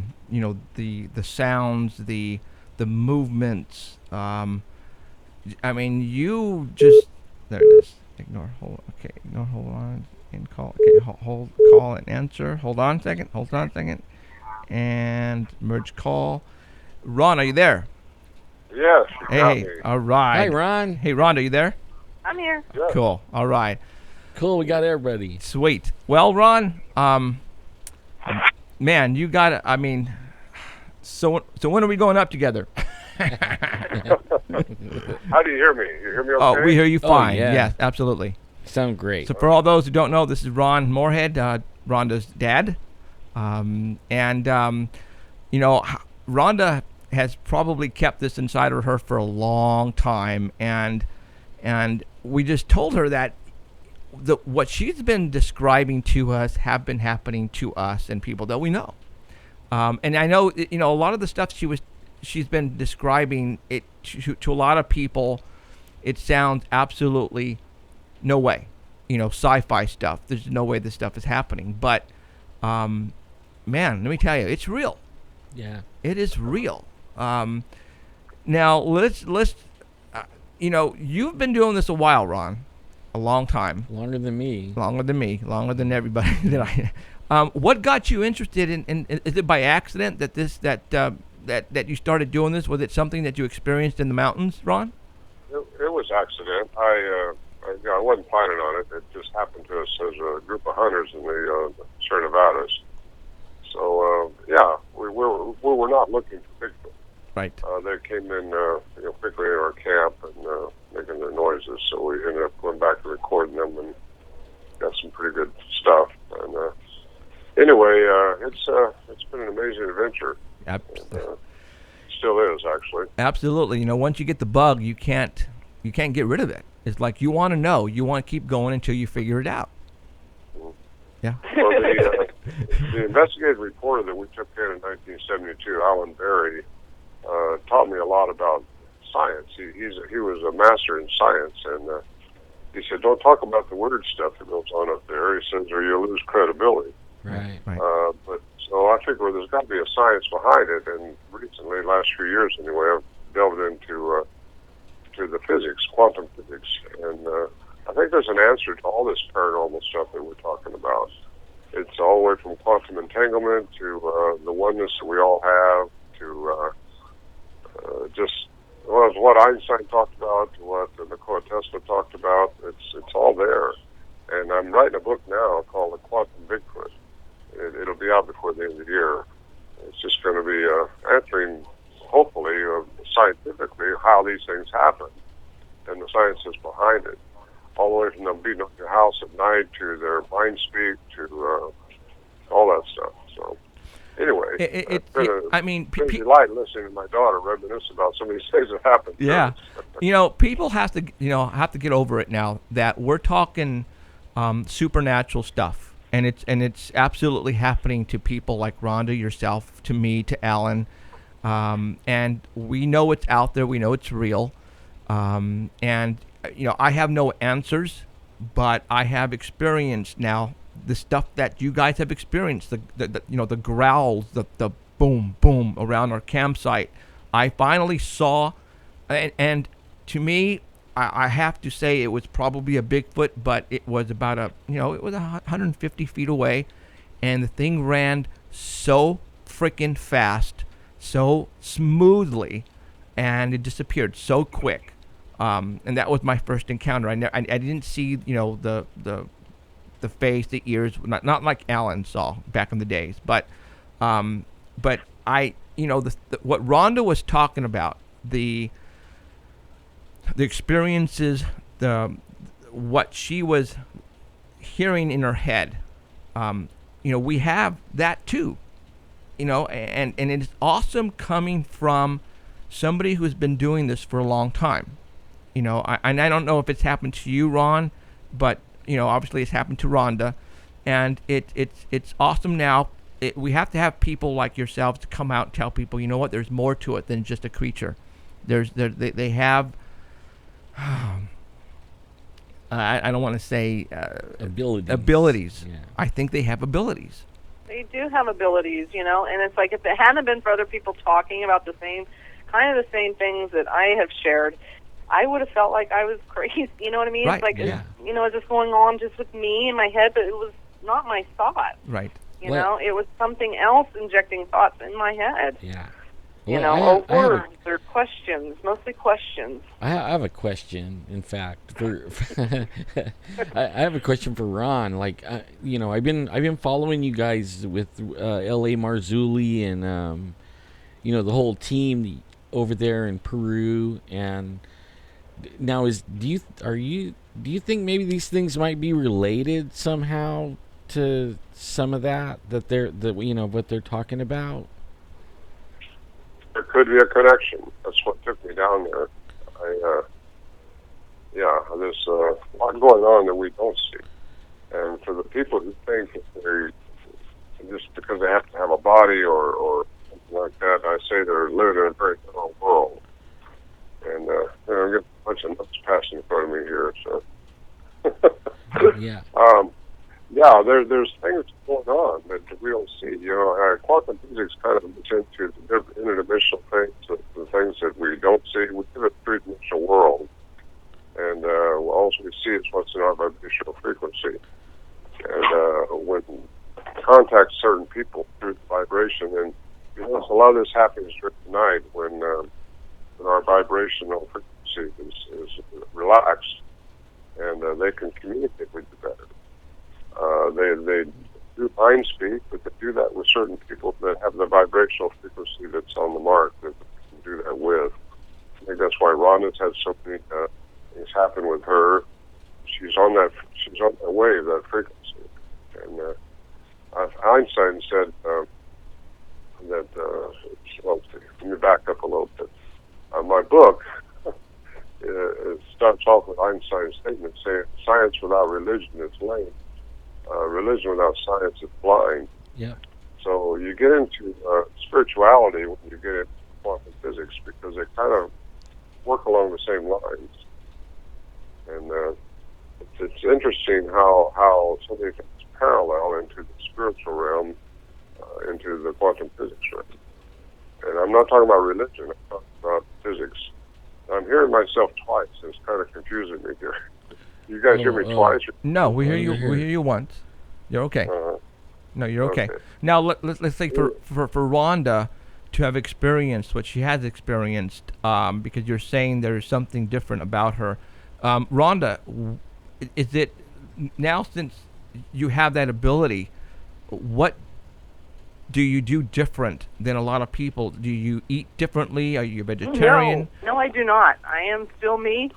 I don't practice anything. I don't try to get in touch with anything more than myself because it's, I think I'm just sensitive or something, or I don't know, I can pick up the feelings or the thoughts or the emotion that's set behind these creatures of some sort, but I don't, I eat chocolate cake, Okay. don't have a beer or two. I don't do anything with my body or anything. I just think some people are either born with this or this is just one of those gifts that I think we all have gifts. Right. It's just getting in touch with it. And some people's maybe frequencies can get a little more in touch with it than others, But I never think of it as being anything than other who I have just been all my life. Right. So.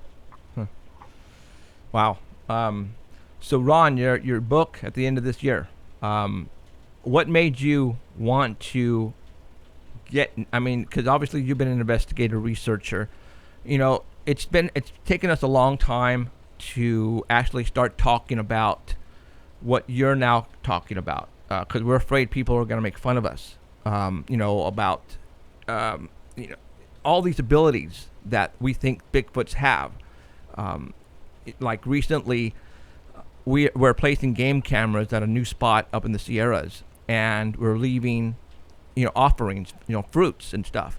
But the cameras are not capturing whatever is taking the fruits or the vegetables. And it's like, it's happened more than once. Actually, now it's happened 3 times. And it's like, okay, we try to debunk this by the camera malfunctioning or a person coming in or a small animal coming in. But regardless, the cameras are working perfectly fine. Now, so what are you saying, Jeff? Are these things cloaking? Are they turning the cameras off using mind games? And that's our next step. That's where we're going with this. And it's we're showing people that this is happening. We're showing them the before, the after shots on the camera, because what's great about this show is that we can show people the evidence and surrounding what's happening to our cameras. And it's exactly what you guys are describing. Are these Bigfoots now able to do something to these cameras, turn them off and turn them back on? Are they able to cloak? Because Rhonda says she saw this thing running and all of a sudden it turns into a freaking wolf. Can they turn into different animals? It's happening. It is happening. $1 million question. Right. I mean, and like 3 weeks ago, I had placed 4 apples, and you know how on these apples, I go to Vaughn's to get my apples, and on these apples, they're the round barcode, the stickers that they place on each individual apple so they can scan them. Well, whatever took these apples peeled off the stickers and left the stickers there and took the apples. Yeah, and my camera didn't get it. Right. Yeah. Huh. Okay, so Well, I believe these things are hybrids. They're a cross between an alien being and probably a human of some type. I think there's been some DNA manipulation done in the past, and they have attributes that we don't quite understand. I think if you get into physics like I have, it becomes a little more clear how that could be happening. How can they cloak? I've heard over the years so many people tell me they saw them disappear. And the trackway that Rhonda described earlier, I witnessed that myself, and I couldn't figure out where they went. And that was my first real experience with something like that. So you got to ask yourself what science is behind it. Is there science behind it? And yes, the science is quantum physics.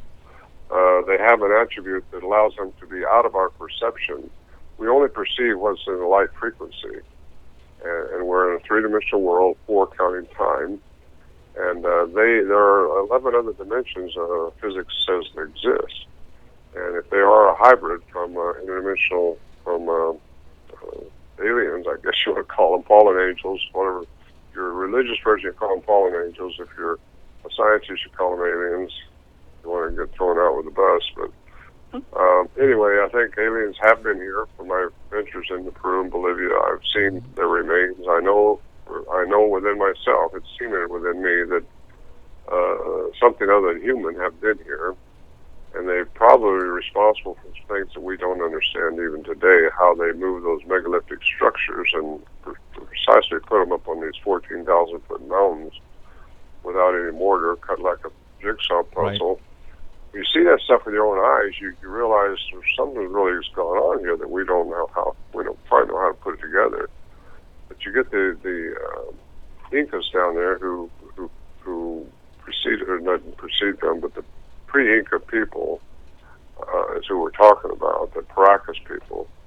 And they had the elongated skulls, which were not a product of cranial deformation. They were naturally elongated, which give them close to 30% more brain matter. They don't have a sagittal suture in the top of their head. But they had an elongation, and you hear a lot of reports of Bigfoot having an elongated skull. So right. It kind of took me into that. And there are stories of the Incas warring with Mayans in the north, and the Mayans and the Aztec both talked about warring with giants in North America. That took me in the Lovelock Caves, which the Paiutes talk about the giants they warred with eons ago, and the Lovelock Caves has quite a history. I've been there 4 times, and that takes it into the Sierra Nevada mountains, where you find the minaret skull, you find all these different Martinell mummies, which are there. You got the giants all over these continents. Right. And it leads you to understand that aliens have been here. Obviously, they had advanced technology we don't understand today. And if they could probably manipulate the DNA of a great ape of some type, of a primate. and what they made them into and what they could be is what maybe we're talking about here with Bigfoot. Okay. Some of them call friendly, some of them are called not friendly. Right. So I think there's different types that have been messed around with on this earth in the past. So there's my 2 bits worth. Well, we know, like from just stories, like recently we did a 10/11/02, where these 3 guys are getting abducted up here at Courtright, and continuously getting abducted still today, but only at the time. They got abducted every night, but there was Bigfoot involved in it. He was around, you know what I mean, during this time. And so we kind of are like, maybe they're still interacting with these alien, or what I think, and I'm actually on the side of the fallen angel part, thinking, because of you, when you go back in history, Right. it kind of, Well, describes I mean, to me, it confirmed it when Rhonda started praying and it left. yeah. Okay, we've had the same experiences. We tell people to do that. Either they've been having abductions all their lives, and they want it to stop. So we tell them, start praying, say the word, Jesus Christ, leave me alone, and it works. Yeah. It works every freaking time. Yeah. Yep. So I believe that to be Can I totally say true too. why? There is a certain power in that. Yeah. right. We are. And they have to respect it. What We was- as humans, we're made in the image of God, and we Mhm. begin given dominance. And you can command these things to stop, Right. and they will stop. Yeah, Yeah, it's gonna absolutely. bother Because you are very unique in that you're made in the image of a very supreme being, a very Mhm. unusual thing you want to call it. We'll call it God. But we are made in His image, and we are above all these other things. And claim that dominance, who you are as a human being, you have control of all this. Right. Wow. You've been saying what we've been saying. 229 will tell you that. That's who you are. Right. No, we totally agree with you, because that's how we teach that here on this show. We help so many people. When you see these TV shows on TV, reality shows like Ghost Hunters and Taps, and they ask their house is haunted, they think, so they have these people come and set up cameras. They get whatever they get, and then they leave. Right. Well, like, okay, well, help me get rid of whatever's here. It's just about saying the right words. We'll do it every time. And a lot of people want us to, when are you going to go ghost hunting? When are you going to go out to look for spirits or whatever? And I'm saying, well, we're getting the calls, but we're telling them what to do and what to say over the phone. They do it. Then they call back a week later and they say, my house is cleansed. It's gone. It stopped. Mhm. Okay. And we never get any calls back again ever, From them. Yeah. It's done. And one thing about the show is we're not bashful, we're not embarrassed, because we talk about everything here, and we believe there are monsters out there. There's aliens, Bigfoot, whatever you want to call them, spirits, but we think they're bad, man. We think they're bad things out there. So Yeah, some of them are, yeah. because I would. You also have guardian angels. Yeah, There absolutely. are good things. Oh yeah. I Use your discernment on which is which, because Yes. there are bad and there are good. yes, I totally Like agree. I said, the only time I ever felt fear was that time being held down, but that was taken away, by the Right. prayer. But other than that, the other, sightings I had, it's never been of evil intent or darkness. It's just been out of their curiosity, their wonderment, questions asked. It's all out of their curiosity or wonderment. And then you got to wonder, why are they asking if maybe they even knew I was even coming here today? It's like, Yeah. Right. shouldn't they know that? Or, You never but- know. Yeah. Well, some. Time is only relevant to us here in this three-dimensional world. Time doesn't exist like that in their world. Anyway, I just want to say before time gets away from me, I'm very proud of my daughter to have endured all this over these years. She's seen some amazing things, and it isn't just the Bigfoot stuff. So we've been diving together down in Mexico waters. Cool. We've done a lot together, and I'm so proud of her. Thank you.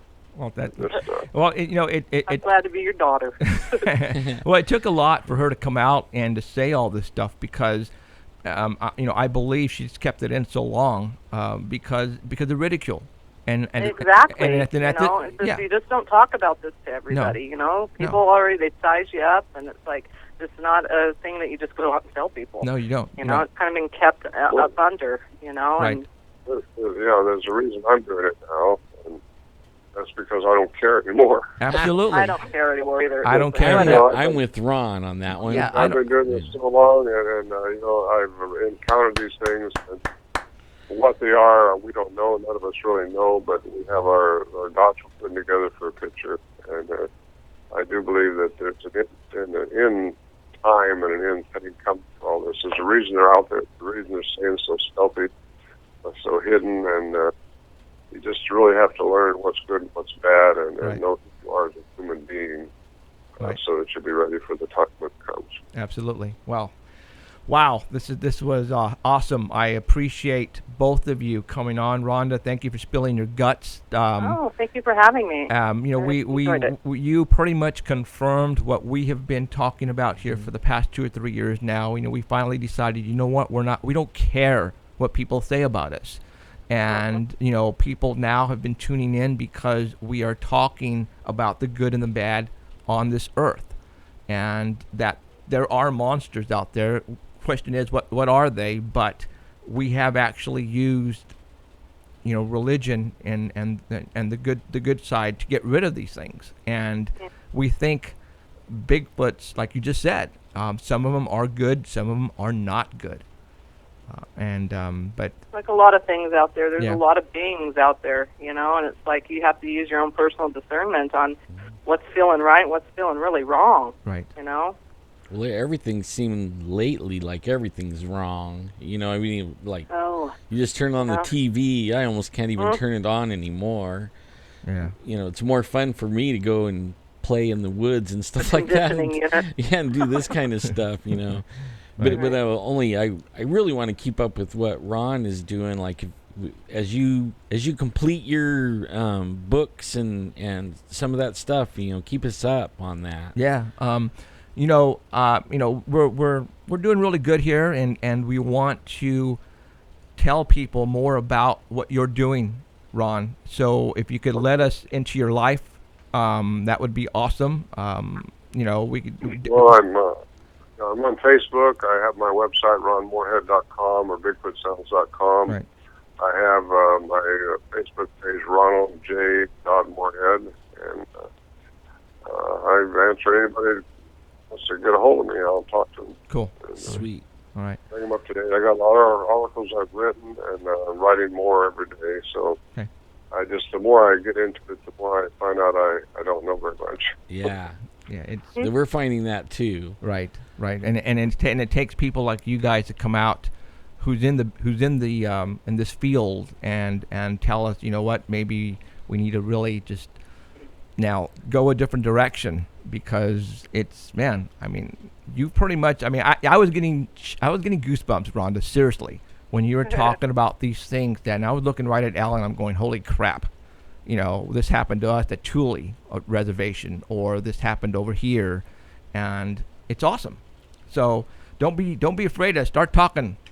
All right, right. It's awesome that you spilled your guts, and there's a lot of people out there who are willing to listen. Just keep talking. I just want to help other people who may have had it happen, and they feel like they're alone in it, because this after many years of having it in your life, they give you a little bit more sometimes. And sometimes you're on the 2-year plan and nothing happens for a long time, and all of a sudden it starts happening again, Right. and it calms down again. Have any of this been brought to your house? Have you brought it back to your house? I don't look for anything anymore. I've had a few little experiences here in Oregon, just going out, camping with friends or whatever. No sightings, but I've been poked with a flashlight one time through my air mattress, and a lot of little weird instances that happened. But no, I'm just living my life. Okay. Just living it, Well, you pretty much confirmed it to yourself that this stuff is real, and you've seen it, you've experienced it. So, some people say, okay, that's it, I'm done. But a lot of people like us and Ron, oh, hell no. I want to know more. You know what? I think they'll give me any more information they want to give me when I'm ready to accept it, or when they think I'm ready. Right. And that's the way it's always kind of happened for me. Wow. I think they conditioned me to get to know them by showing me themselves their first time in '95. Right. And the way I thought about them, it's not a monster. It's a being just kind of like us. Yeah. Looks kind of like us. Very eloquent, very sophisticated in its ways, and has many abilities. Wow. Many abilities. Cool. All right, Ron and Rhonda, from the bottom of my heart, thank you very much for coming on tonight. It's nice talking to you, Jeff. Appreciate it. Thank you, And Jeff. let's just do this again sometime later on, okay? Sounds great. All right, Ron, when you're ready with that book, you come on and we're going to promote the hell out of that book, all right? Thank you. All right, Appreciate Ron. that. You guys take care. Have a good night. All right. Good night, you guys. Okay, Good night. see ya.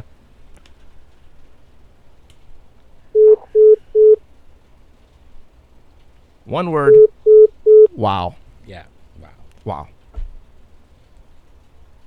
Really, it's kind of fun to hear, because sometimes you feel like you get out there and like we're the only one, you know what I mean? Like we're out there and we do this week in and week out, and we don't know what we still don't know really anything, like, but we're finding things out, and then when you talk with people like Rhonda and Ron that's been doing it a long time, and they confirm some of the things that you're experiencing, and then it helps when we go back out again to change what we're doing, to maybe we can catch them, Right. catch some other the kind cameras, of evidence, because it's or, like, I told to my cousin this past Saturday. I was gonna have you tell her about, I don't know if you did, about the one that contacted you and said to give him the ball that fit in the hand. Oh, and- well, that was from a Yeah. Facebook friend Oh. who she was talking to a Native American, telling him about us, and supposedly that person had a dream and told her to tell me that they appreciate what we are taking to them, and the next time you go up to take whatever you're going to offer them, take a ball for the young one. And this time we went up yesterday, and like I said, I wasn't planning on going up there yet. Right. I bought vegetables and fruits and stuff. So I know we're at 8 o'clock, you guys, but if you guys don't mind, we did go to the spot yesterday after we went hiking to that SAR, Search and Rescue run. And we got some photographs on the SD card that I want to show you. So let's continue this with more Bigfoot stuff, if that's cool. So far, the past 2 hours was freaking incredible. I hope you guys enjoyed that as much as I did. This was the first time Rhonda actually came out and actually, expressed her thoughts and feelings on what she's experienced, period, ever. So it was a joy. I mean, I'm still just dumbfounded because you guys have been watching and listening to us for I don't know how long. The things she just said to you guys, we have been discussing it here about what to do, what to say, if the thoughts process, mind games. These things play with you. You have to stop and say, all right, it's time to apply science fiction, supernatural to what we're doing, because you heard it from them, all right, and I don't hear it very much from a lot of these Bigfoot investigators. They don't talk about it as much as at period. Man, calm down. So hold on, I've got all kinds of stuff coming on. So I want to talk to you about what happened to us yesterday. Actually, you guys all know we went to the search and rescue run up at the Dinky Creek. We got our medals. Alan made it. Didn't die on us, thank God. And let me just show you really quick just a couple of pictures from there. Then we'll go right into the spot. This was what we had set up there. I didn't want to set up a booth per se, just to advertise ourselves. I took the guy behind me and we placed it up there, and so many people took pictures with him. So many people, and it was fun. And it was, everybody had a great time, posing around him, taking pictures. And that was cool. Yeah, I put my banner back there in case anybody wanted to know where did this guy come from. They can Paranormal Central, then they can go Google it if they wanted to. Before we continue on, let me post up here really quick. For those who don't know who Ron is, Ron came out a while back. He's captured some very killer sounds from Bigfoot up in the Sierras, and we're talking just east of Fresno, up in the Sierra Nevadas. They have a place where they've been going for many, many years and recorded some killer voices, sound recordings of Bigfoot's yells. And he has several books, a couple books with actual sound recordings of them. If you guys are interested, here's one of them, Voices in the Wilderness by Ron Morehead. You can go search it. Maybe on his website he might have them there. I'm not sure where. The other one is The Audio That Changed Bigfoot Research, the Bigfoot recordings. You can go and check out this one as well. That's from Ron Morehead as well on this one. So there's a couple of books if you are interested in the Sierra Bigfoots. And Sierras is really popular, guys. It's just not us talking about it. Ron has been doing this way longer than us, and he has a lot of great recordings. They've been going up to the high Sierras, and I mean, we're talking, yeah. So this, Washington, Sierras is a lot better. So okay, let's change over and go to the spot. So yesterday after the run, like I said, we were not planning on going because I knew Alan was going to be dead tired, but he was. He decided, you know what, let's just do it. Let's get it over with. So Jolene, our Bigfoot report, not Bigfoot, but Paranormal Central reporter was there with Robert and Isaac and his dad Fred Gonzalez. Isaac came down from the mountains, from the coast. Yeah. What's kind of cool though is that when we were there at the run yesterday, a lot of people came up to us. A lot of people knew who we were.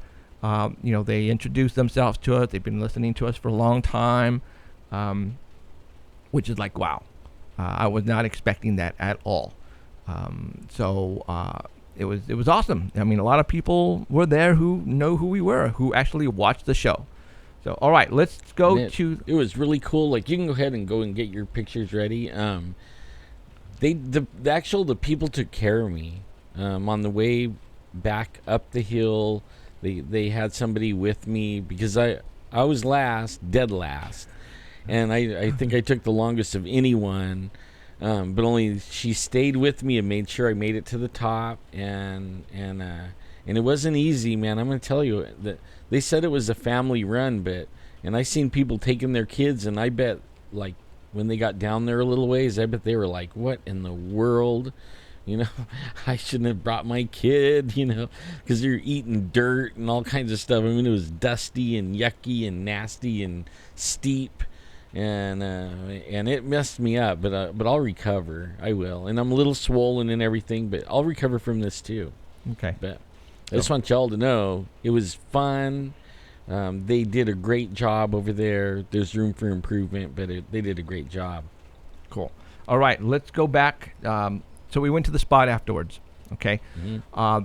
On Saturday, I went and purchased about $40 worth of fruits and vegetables, all right? And again, we've been listening to you guys, and, we want to catch whatever's taking this fruit.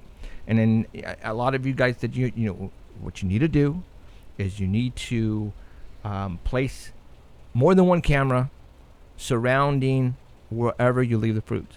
I said, okay, well, let's do that. I had purchased a while back a box, a wooden box, so I can leave fruits and stuff, vegetables there. And let me go ahead and pull that up right now. So this is what I did. I purchased a wooden box, crate, actually, a fruit crate, a great crate, right? And I purchased all this fruits and vegetables. Squash, some corn, oranges, bananas, and apples. And I know that for some reason the Bigfoots like shiny objects. I've heard in the past, and it confirms it with Christina. from the Tully Res. When we were there that morning, we woke up and there was a key that was left on the bed of her bed, of her pickup that was not there the night before. And we talked about that on this show. So if you guys want to know more about that incident, then you need to go back and watch that show. And I've heard from many people that if you leave offerings and you go back, there will be something left there, like a feather or a rock, a very shiny rock, a weird rock, something in return as a thank you. So what I decided to do, excuse me, is do this. I went to the dollar store, and of all places, you can buy a little bag of rocks. And I purchased 2 bags, one of blue and one of black shiny rocks. And I did this, as you can see. I left 3 and 3. I left 3 rocks there of each color. Hold on, let me go real quick here and go there. All right. And what I did is I'm going to show you guys a video. And I'm going to show you where I positioned it and where the cameras were positioned around it. Let me go Box. back here. I'm here with Isaac. Jolene, and what you got? My dad's Fred. Fred. Yes. Okay. We are All right, here let me go back here, guys. Hold on. because we put a crate. Right. Okay. I left a box. I'm here with Isaac. There's Isaac. Jolene. His dad What you back My there. dad's There's Fred. Jolene. Fred. Yes. Okay. We So are what I here, did is I 'cause placed we the put wooden a crate right there. and inside This the is crate, about 30 you can feet see, from I where left I an leave the fruit on the abundance floor. I wanted to keep it fruit. up off the ground, so that And way little look animals right can't up. get to it. So I placed there. a camera. Got one camera there. facing the box. You circle around there at I the placed floor. another camera right here I got on one this camera right wood there stump on at that the bottom, piece facing of up wood on the towards floor. the If you crate. circle right around here, Another I have camera another camera, right there. You can. It's hard to Right see there. it. It's in the shade and part. then if you circle all And the way then around another back, one again, right another there. camera there. So I gapped 2 So- trees to be placed, to place these cameras, and that's what I did. So, that is what I just left up there yesterday. Okay, so we'll be back in about 3 weeks, and we're gonna go back and we're gonna check it out. So I placed 4 cameras. So if 1 or 2 or 3 malfunctions, then hopefully the other one will get it. All right, so that's what we did yesterday. Either that or we'll have 4 Oh. malfunctioning cameras and we'll really have something to show. Now, or I'm not nothing. done yet, guys. I am not done yet, guys. You guys ready? Okay, so that camera where I placed before, I had placed a Jiffy peanut butter jar. And what I did is let me go to the first picture here. Okay. Oh, that's not it. All right, let's go there. Let's go there. There. Let's go there. Nope, that's the wrong one. Sorry, guys. Hold on. I got so many pictures on here. And I want to say it is going to be... where'd it go? Is it that one? Did I leave a jar with it? Oh, maybe it was. Okay. Nope. I Sorry, left. guys. All right, so it was this one. Yeah, it's that one. Okay. Because I remember I the don't- last time I left it, it was with Robert and Christina on the Yeah. 21st. So Yeah, but only this one's. Yeah, that's when Okay, you left it. yeah. right. Now, am I actually showing them this right now? Nope. Okay, let's go to screen. And okay, so here we go. Show and tell. So on the 21st, that day, I left more bananas. I left 4 apples, and this time I left a jar of peanut butter. Let me get out of the... Went too fast. There's that deer loves that area. So, okay. I'm going to go ahead and scroll into it.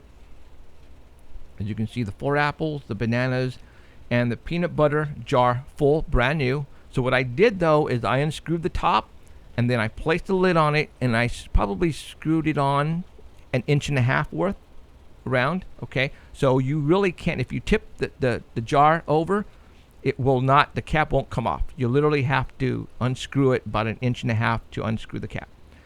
But, you know, what I'm tripping, though, is that, I know this is going to sound ridiculous, but, well, let's continue. Hold on. Okay, so there you go. That's what I left for them. And there's another camera shot. Got the deer. Look at how far the deer is, and obviously we're getting it. All right? There it is right there. The deer walked. It got it some more. The deer came back. There it is. Cloaking into different animals. I wonder if that's Bigfoot. We know when Rhonda was talking about changing into animals and stuff, and I'm going, this deer seems to be at every single freaking shot that we get, and he's walking around. You'll see this guy some more. Let me go back. That and the crow. You notice the crow is always there. He is. There he is. Look at. There he is again. There he is. He never seems to leave that area, but he never goes to the food that I left. Right. He you see, it never jumps over to that part. Why is that, guys? I don't know. Okay, there he is again. Okay, he's not there anymore. Look at the food. Okay, camera changed. Boom, changed it again. Different time, changed it again. Different camera shot. Different camera shot. All right. So let's go back one. From 7:27 to 7:29, the jar has been tipped, and the apples are gone. Yeah. And the lid is taken off. And there was only like a couple of stickers left. Okay. But there was a couple of stickers. Right. There was a couple of stickers. But look at, guys. All right, let's go back. I'm not messing with you guys. Boom.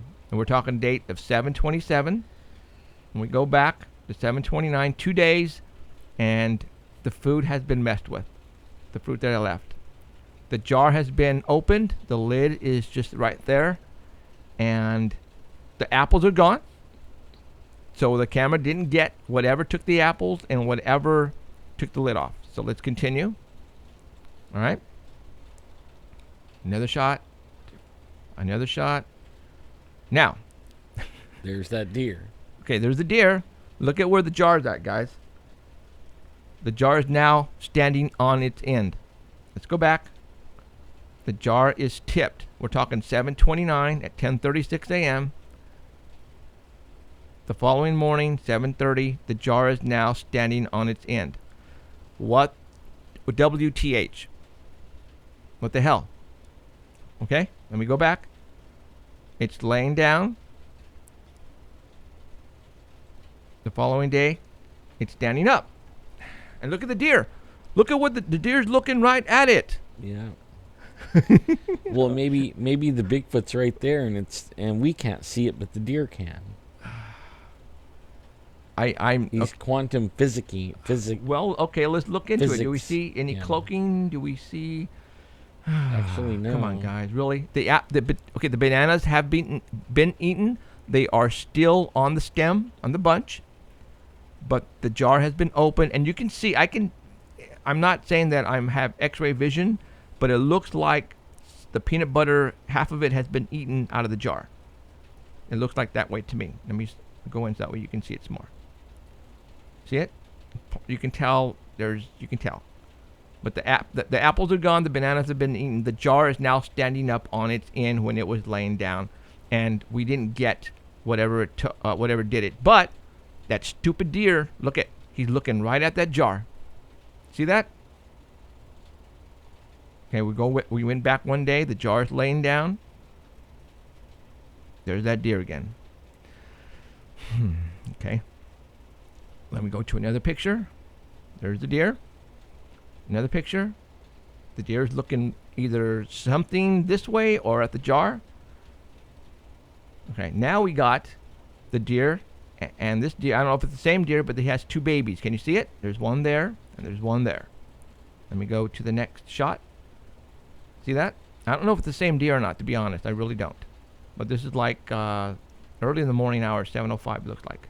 Mm-hmm. Got two That- babies. But see, when but she- they're not going over there. See, Rhonda called it the gray area, the gray, The time. gray time. Yeah. That's what this is. Sure looks gray, Uh-huh. huh? But see, you guys, I have never once had a camera in this spot. We've got a lot of deer, but they have never been in this area where the food is left. No, Do you no, guys they agree? Never have. You guys Only agree the with that? bird. Only bird the crow. has. Only the crow. And it's usually not touching anything. Okay. And here's the crow right there. All right. Now, let's go and zoom in. The jar is gone. All right. There's no jar there anymore. The lid is there, but the jar is gone. Okay, I'm zooming in. The jar is gone. There's a stupid crow. All right. So let's go to the next picture. No crow. Different picture. Different picture. Different picture. Different picture. Different picture. Nighttime. Nighttime. Nighttime. Different picture. Now, the lid is moved. The lid used to be over here, but it moved 3 feet to the left. Let me go back. Okay. There's the lid. Right there. Right sort of underneath the banana peels. And there's the lid. It moved. We didn't get what moved it. All right. Continue on. Next picture. Next picture. Next picture. What the hell is that? You see that? Not from where I am. I can't. You see something right there? You see that colorization? Reddish? Yeah. See it? Mhm.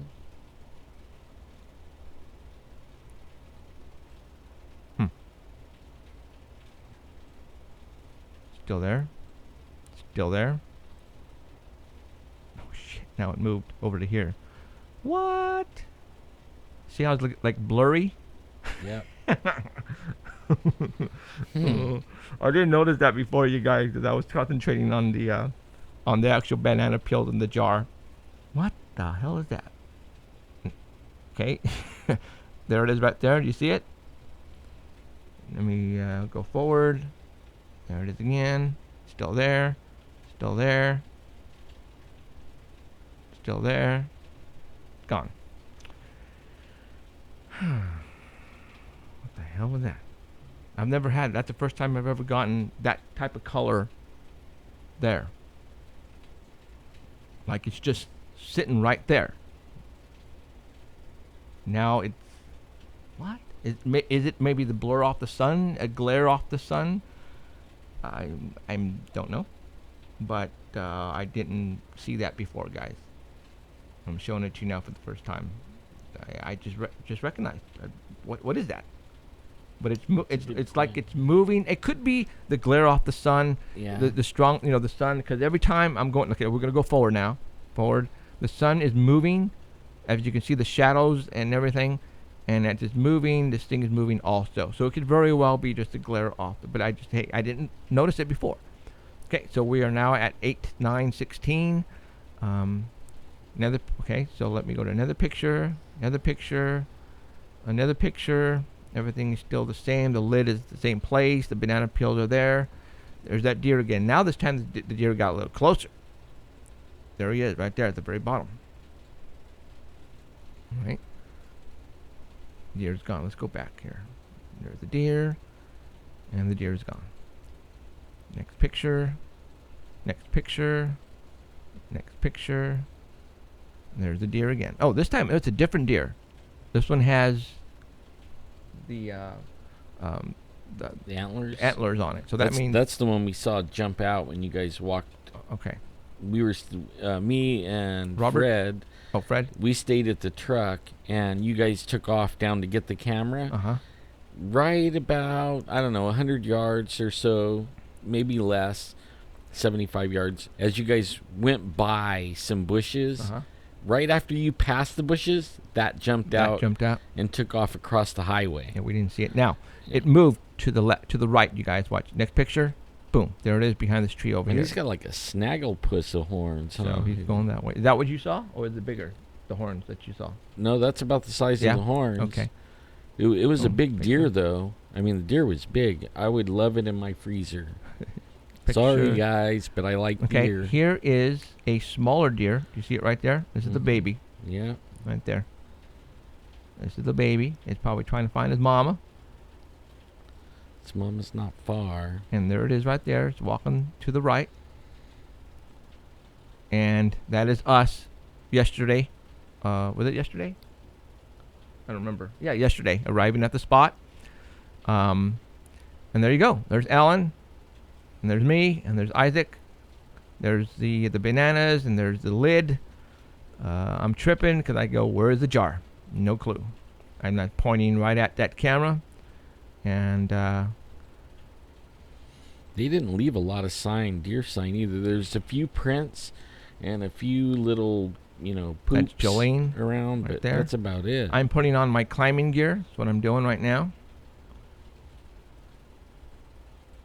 That's interesting. See? But look at you guys. I am standing right where the fruit is. And look at, I'm bending down. And Alan's not moving. So every movement that I make putting on my climbing gear, it's taking a photograph. So if anything was there, my height, it should have taken the picture.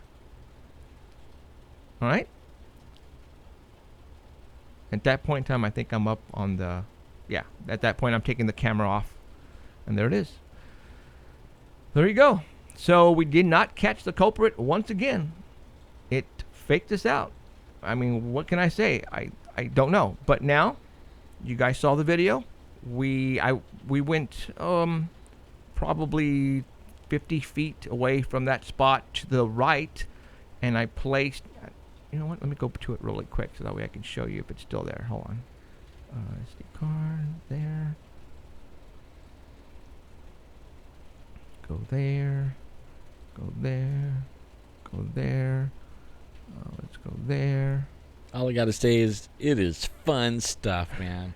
We have so much fun doing this. So It's a big puzzle, but it is fun. So I'm circling right above this where this deer is right now. I'm circling right over here is where I left the crate. It's right in. There's a bunch of it's fallen down trees. It's very hard to get into if you're an animal. You wouldn't want to step in all this, especially cows or whatever. But right in here is where I left the crate with all the cameras. There's actually a structure, I think, in there. I mean, it looks like it isn't no little one. I mean, there's some logs 2 or 3 times bigger than a telephone pole. And it looks like they've been laid in there, a certain way. Oh, one was tipped up backwards, and Isaac, matter of fact, that's what he was it's pointing like at. upside down. Yeah, Isaac was pointing right at it. He goes, look, that thing is upside down, and it was. Yeah, I mean, and in there, where the roots are, where you should see where the roots are for the tree that's upside down, you don't know where it came from. It came from somewhere else because it wasn't from there because you can't find the hole where it came from, right? Right. It didn't just fall over. It was brought there and stuck in there. Oh. And, man, there's some big logs, man. Big. Okay, you guys, well, I hope you had your fix of Bigfoot stuff tonight, because I certainly did. I want to thank Rhonda for spilling her guts tonight. I appreciate that big time. You've... I was actually mooning the camera. What? She pretty much confirmed a lot of things that we've been talking about here. It's very cool stuff. And I appreciate Ron coming on as well. 2 hours and a half with the Bigfoot stuff, and this was a really cool show tonight. I hope you guys enjoyed it. Really good stuff. We're gonna do it again next week. I don't know what we're gonna talk about, but it's gonna be some more paranormal stuff. So for Jeffrey Gonzalez and Alan Thomas, thank you, Rhonda and Ron, and we'll see you next Sunday, same time, 6 o'clock p.m. Have a good night. Take care. Bye.